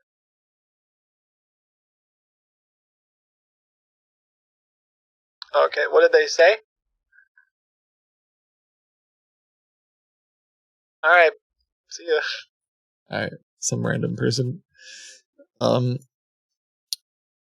So where was I going? The person that I was talking to that I think is a big fish, their website looks really good. Like, I'm trying to explain it without showing it. I will show you later. I just can't show it to you now because you will call them and say, hey, you're talking to Kitboga. It's a very modern, like, theme. The videos that they have a video stock. It's not stock video. The videos on their website were all shot like in a studio with professional actors. And if you go to the About Us page, it lists like the CEO, the CFO, and all that stuff. And in this video shoot, those actors get like, I don't even think it's stolen videos. This seems like they straight up knew what they were doing, and they hired paid actors and an entire crew. It was shot in like a studio. It's insane. And these people get up on camera and they're like, hi, I'm the CEO of blank. We've been working here for X number of years and we do this and we do that.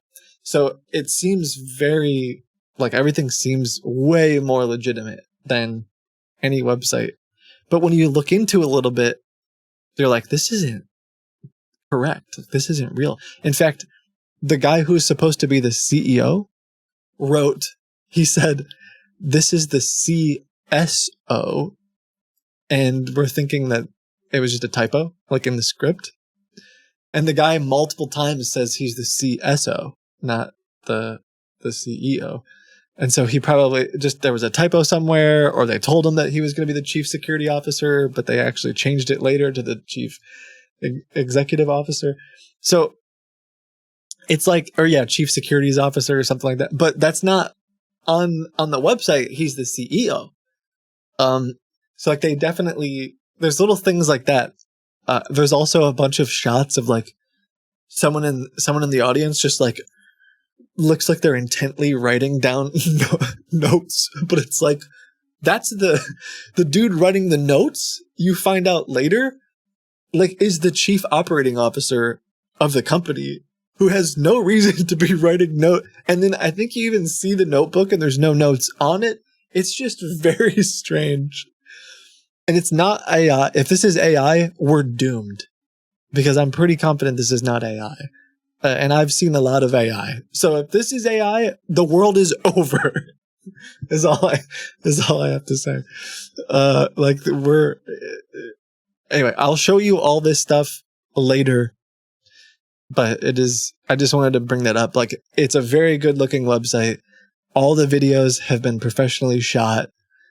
They answered the call like that. That guy seemed fairly reasonable and professional. And yeah, but promising that you're going to make that kind of money, like, you don't really see that until you get into the website and sign up. I'm gonna see if I can get him into the gauntlet. I think, because I can just be like, all right, I tried to pay $25,000. Oh yeah, they have social media posts. Yeah, they got all kinds of stuff. So our theory is that this is what happens when these scammers are stealing billions of dollars.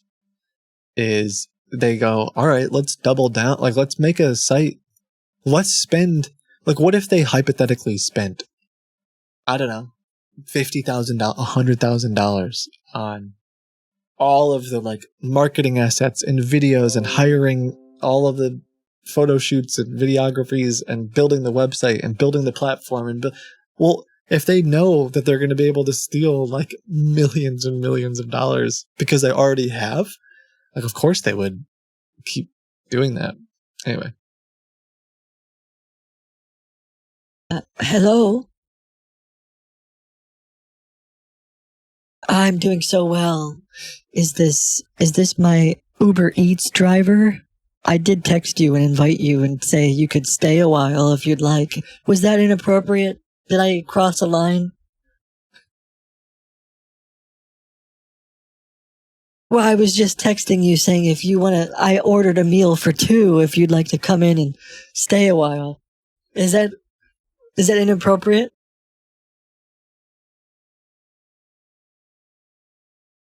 Yeah.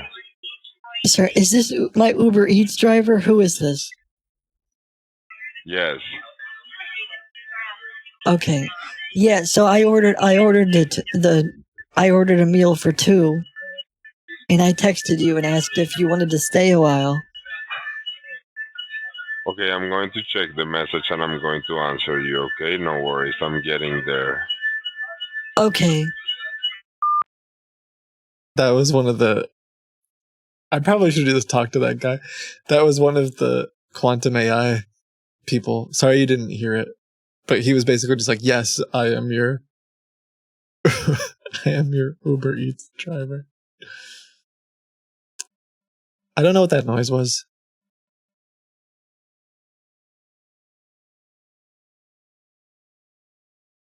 Sorry we got so distracted from the physics conference stuff. I just wanted to I wanted to answer this guy's call because I've been trying to find out more about this place.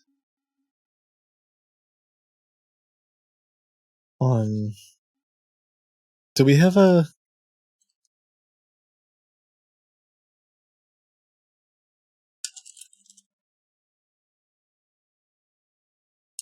I think we have a Richard driver's license somewhere.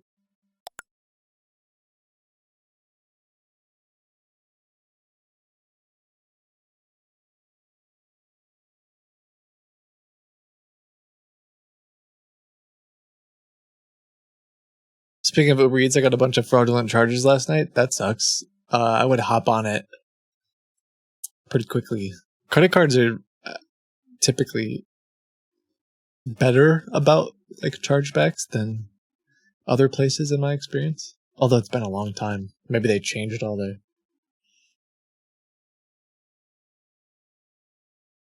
Maybe they changed all their stuff. Okay, if you're all right with me doing this, I'm going to jump away from the investment stuff that we were just talking about and back to some of those, gosh, what's it called? Academic scams.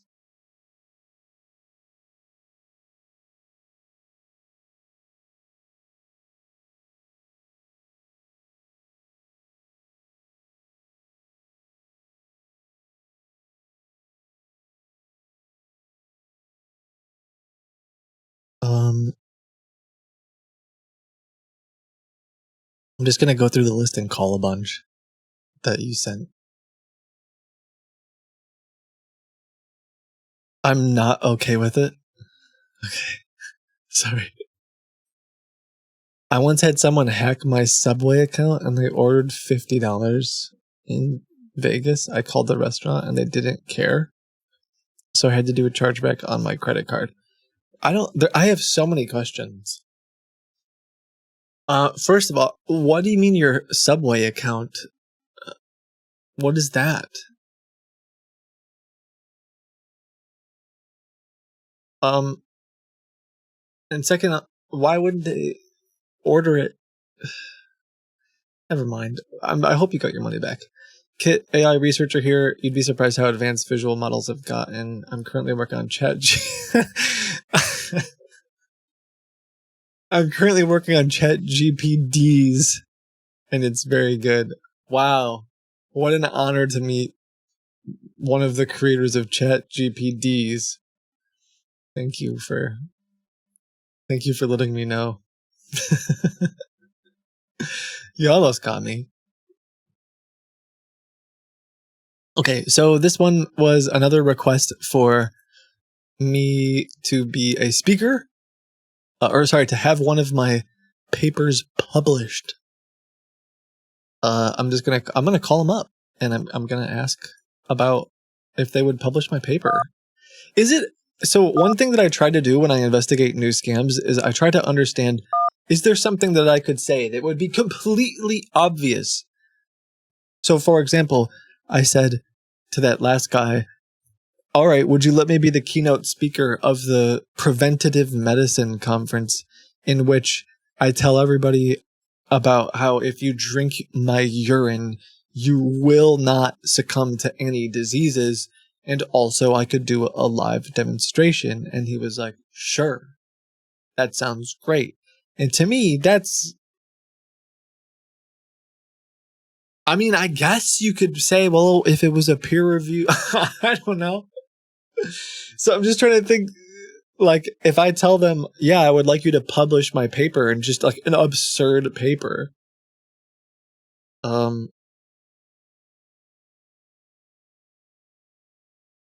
Is that one way to say, yeah, see, this is definitely a scam? Peer review. Oh, say like, this is not peer reviewed and I refuse to have it peer reviewed, but will you publish it anyway?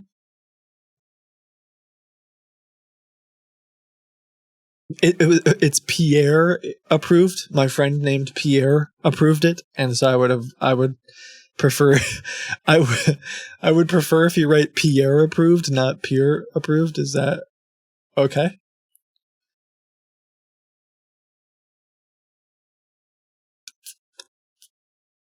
Peer reviewed.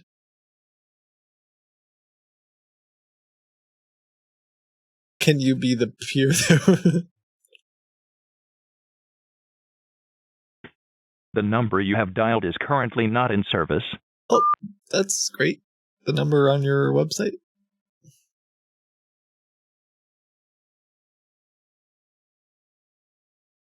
My favorite part about this website is that every single link on the website all leads back to the submission form. You can't click about. It's just linked to whatever page you were already on. There is no about page, it just takes you back.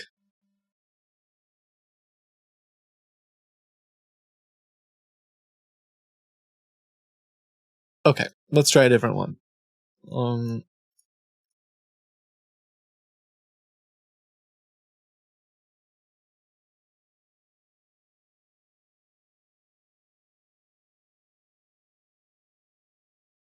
Dear blank, I wanted to confirm if you received my previous email about the free of charge publishing of your work. Please give me a short feedback.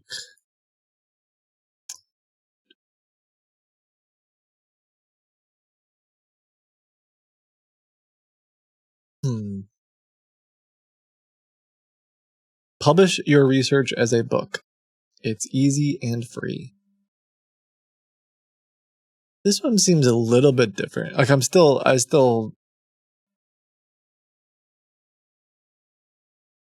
says they have 658,000 authors.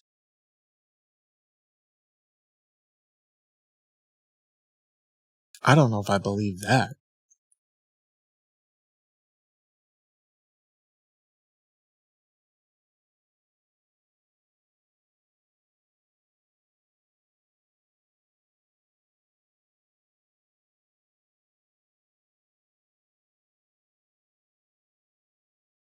I'll have to check this one out later.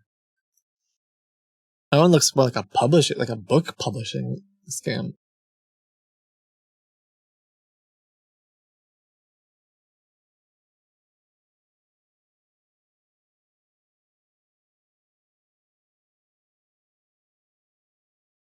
I'm just looking for more academic ones. Hold on a second.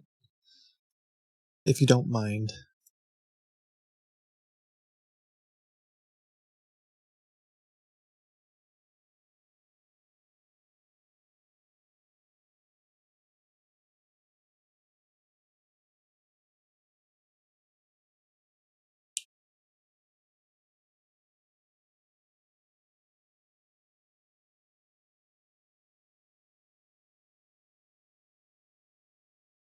Hi, Kitboga. Here are a few academic... Alright, thank you for sending these in. Oh, there's a lot of them. A few? You sent me like a million of them. You guys get so many emails. Dear blank, I hope this message finds you well. We are pleased to invite you to serve as a distinguished speaker at the International Conference on Vaccines. We value your expertise and believe your participation will greatly. Please join us by submitting your abstract here. All right, I'm calling you. I'm just calling.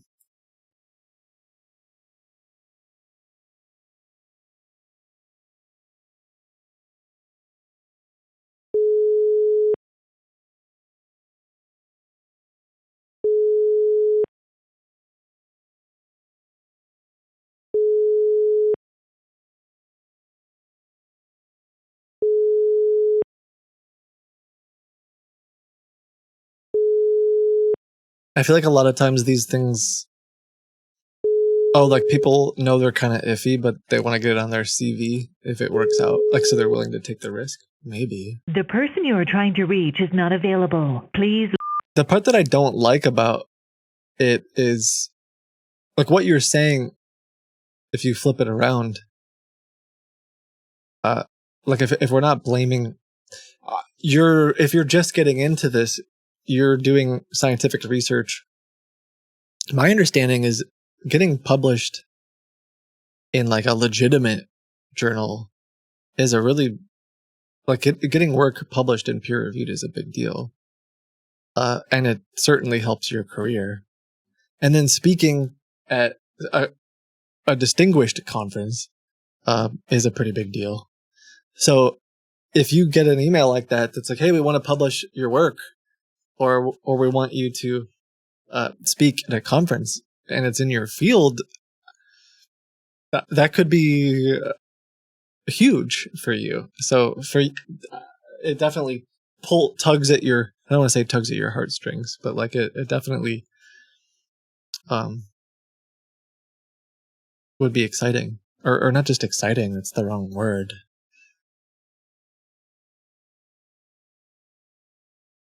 I want you to speak. All these feel fake to me now. How do I know that you guys aren't sending me real ones?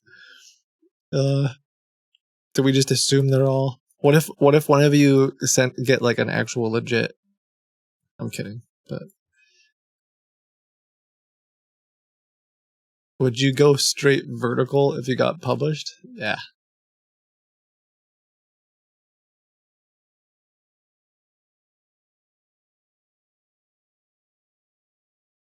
Nanomaterials? I'm calling them.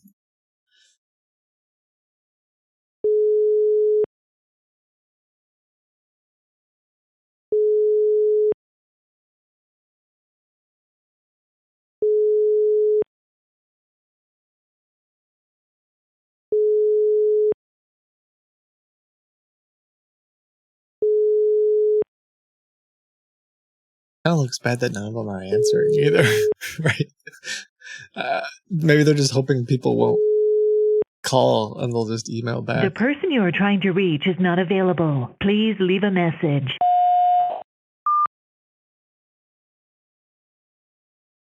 Right click is disabled on their website. I'm just going to go out on a limb here. I'm going to show this website to you guys. I think I have definitive proof that it's a scam, and I want to show it to you.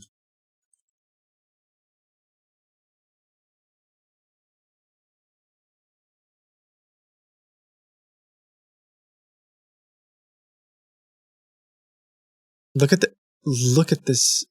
Please don't call this number. Please be. Look at this. What? How could it possibly not be a scam with that About Us page? That 100%.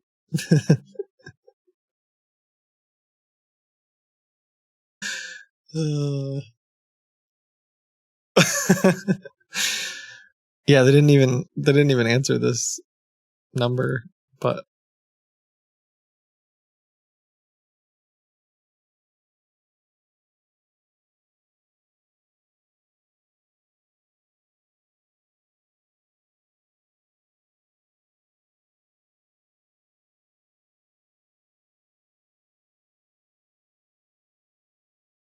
yeah, do they all do this where they just have tons of conferences?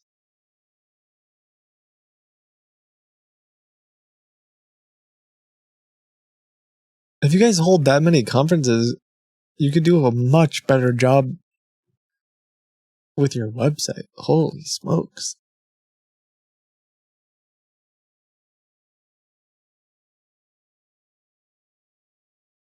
Plant science.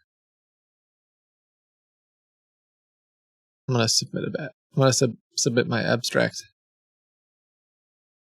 Holy moly.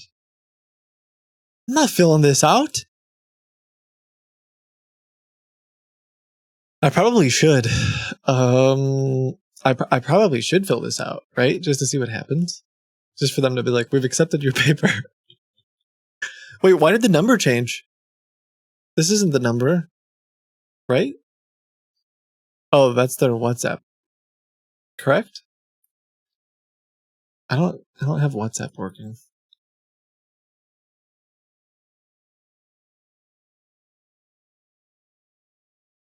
Okay, I'll figure that out later. But anyway. Yeah, it looks like you guys just get hundreds of these emails. Can I ask something? Please chat, be nice. Please chat. Don't take this the wrong way. We're all adults here today. We're all adults. Is this the new Nigerian prince type thing?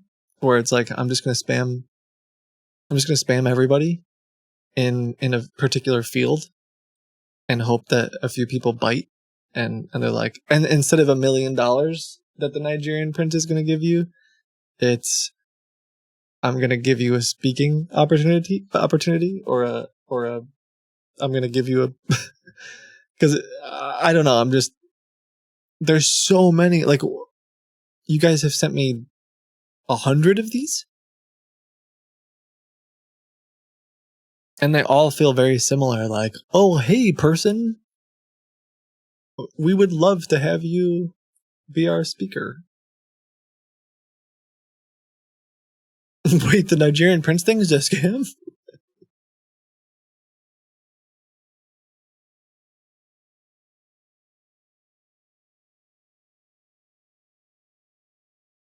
Up on your eminence, we are pleased to offer you the following. Given your esteemed affiliation. What does that mean?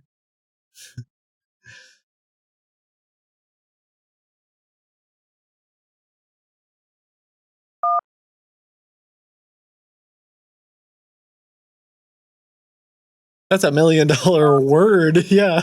It's $1 million word salad. I already got the $1 million.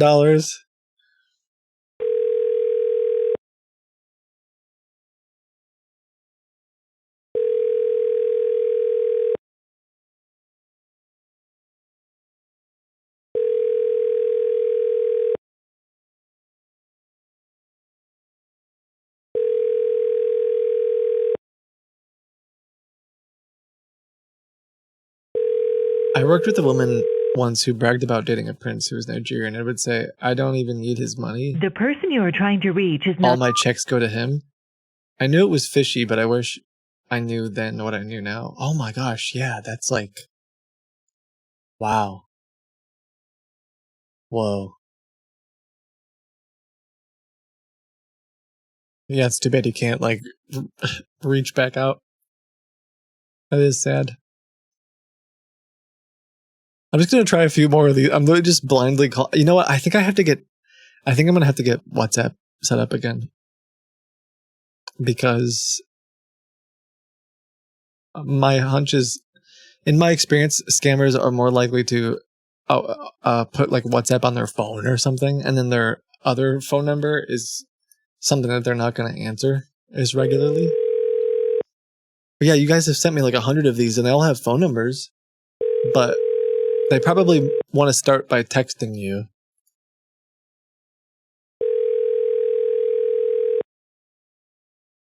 But I bet WhatsApp, they all have WhatsApp numbers, and I bet they're more likely to answer their WhatsApp numbers.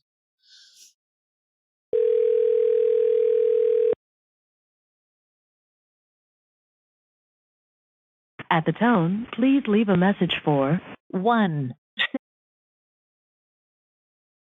I'm not leaving a voicemail.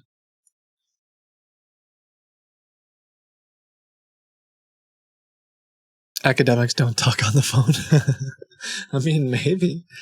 One thing I've been saying, I hope consistently, maybe not consistently enough, is that we do need to talk on the phone more than we do. Because so many scams operate under the assumption that you won't call them. So if you can make it a habit too. Oop.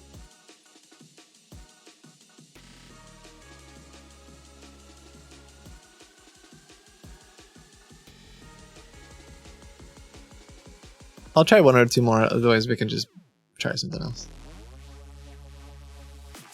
They also might just put the phone number here to seem legitimate, assuming that you're just going to submit your paper.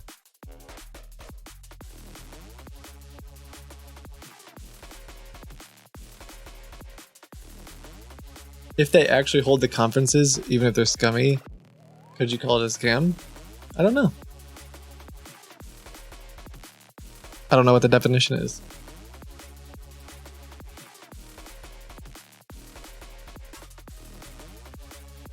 I mean,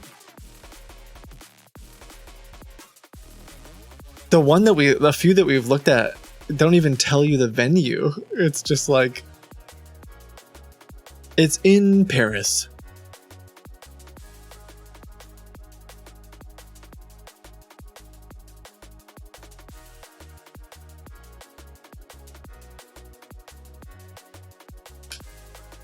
I'm currently in the peer review process for several papers. Let's go. Nice. The last one had a venue detailed? Oh, well, I mean, maybe. I feel like they're just putting their numbers, and not a single. I've called, what, 10 now?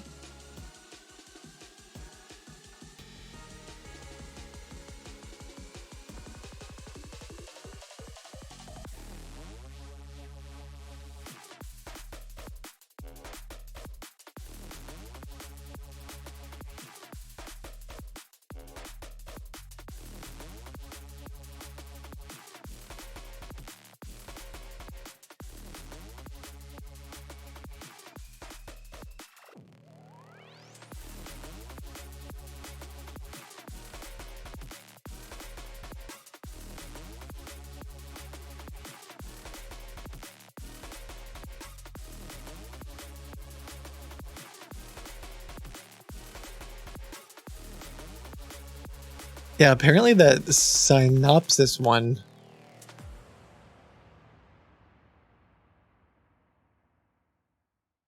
There is a video of someone in a room with a little with a little lanyard that has their logo on it. That's interesting. I don't know. I think I'll just start. I think what I'll do is I'll have to set up WhatsApp for later. Because I think we're more likely to get answers. Thank you guys for sending these in. There's a ton of them. But we only got 1 or 2 to answer?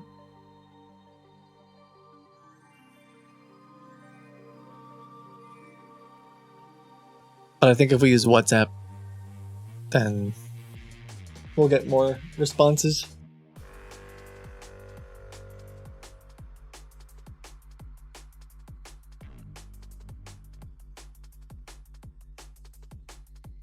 Okay, give me 1 minute here.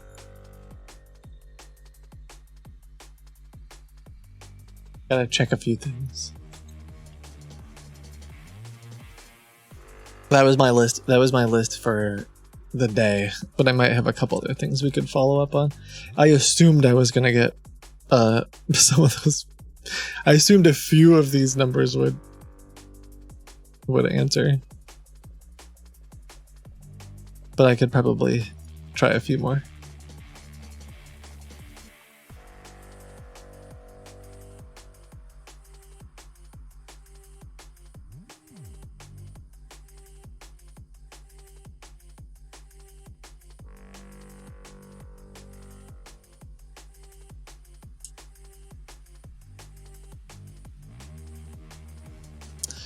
The guy in Pakistan, the scammer that we tried to send a package over there, he's refusing to go pick up his package. He says it's not a professional way to conduct business, and so he won't go pick it up, which is.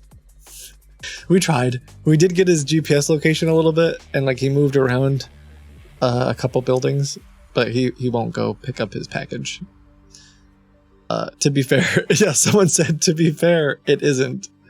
Yeah.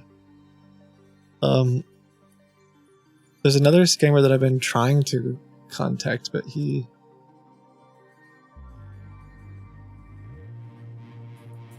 No, not the tree guy.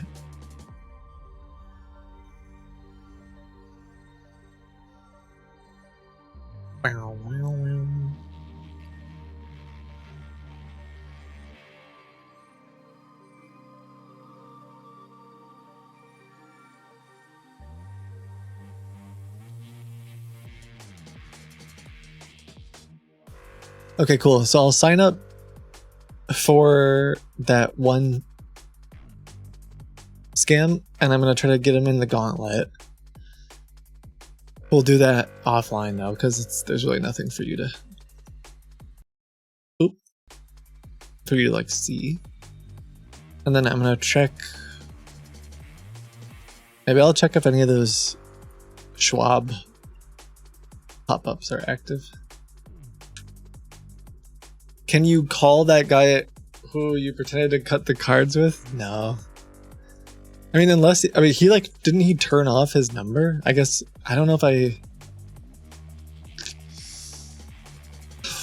don't know if I really have a good way to find him again, because I call so many numbers.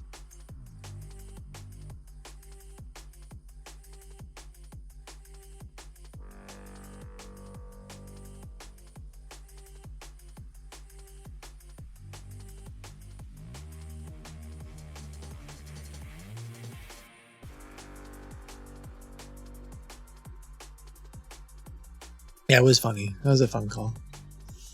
Alright, one sec.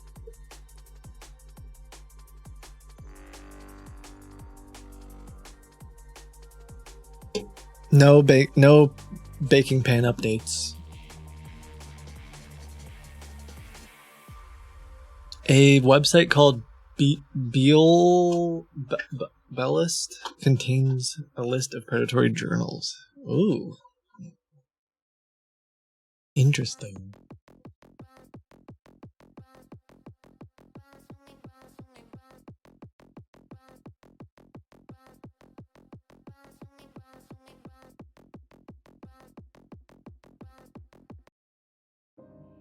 Okay, no, I don't see any Schwab ones, but I do see one that I wanted to call. We'll see if it's any good. They were running ads on Google earlier today.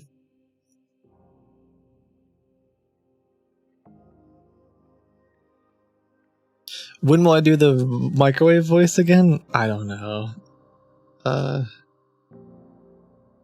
feel like it's one of those things where you can't force. Like, I've tried to do it a few times, and it just hasn't really worked as well as it did the first time.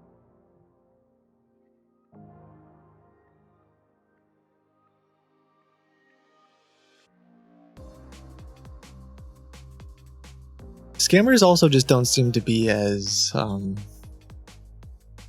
know. Things have changed. Times have changed.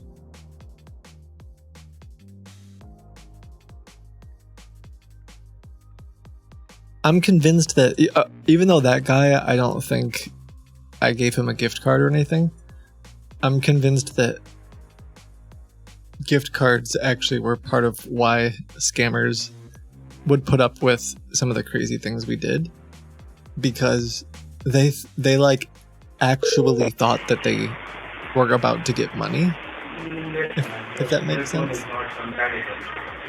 Like they almost got the gift card and then I redeemed it and they're like, this is a good target, this is like it's worth investing more of my time in this person. Hello? Connected to customer support of 915. How can I help you? Hello? No issues, man. We will take care of. We're gonna cancel each and everything, and we will update you through your email. Okay? Hello?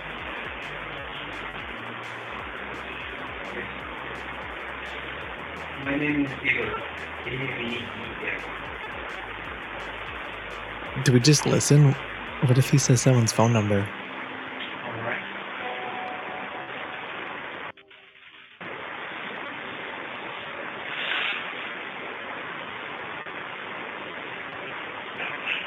You don't need to worry about it.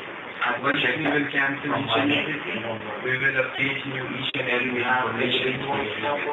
You will get action within 24 hours. Right? Yeah, the one will be.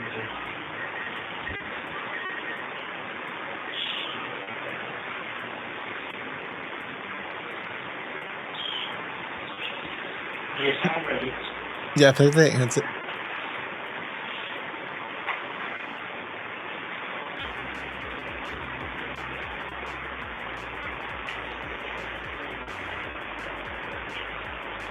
Oh, I thought they were about to say. He said, yes, I'm ready. So I thought he was going to repeat something. All right.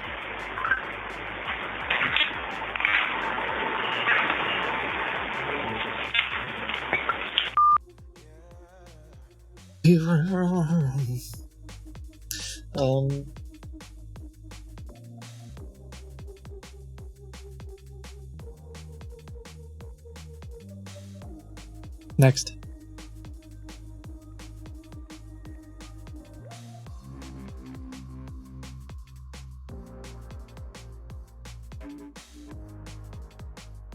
What was the yeah sound? That was from the song. Sorry. I heard it in the song, so I tried to mimic it.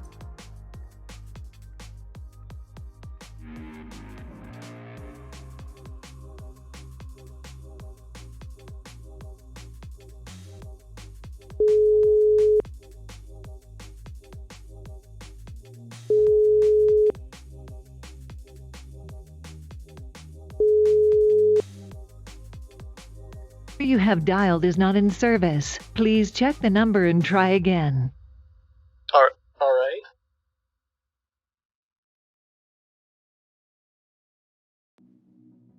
All right, one more.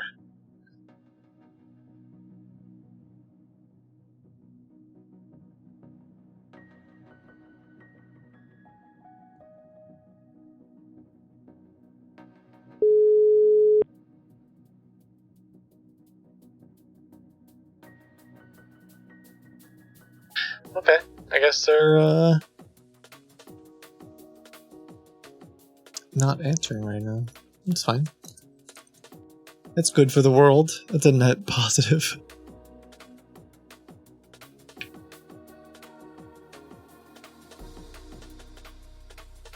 Yeah, I mean, it could be all kinds of stuff. It could be shift change. It could just be the numbers got shut down. I mean, I looked this morning before I streamed.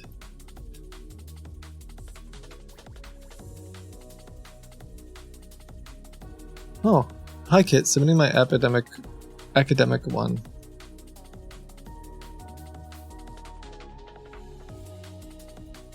Yeah, I'll try calling quick. I mean, you guys sent tons of those. It just feels like... Message at the tone. press any key or stop talking to end the recording. Yeah, I think it's gonna go better on WhatsApp. So I will go through. I'll get that set up for tomorrow.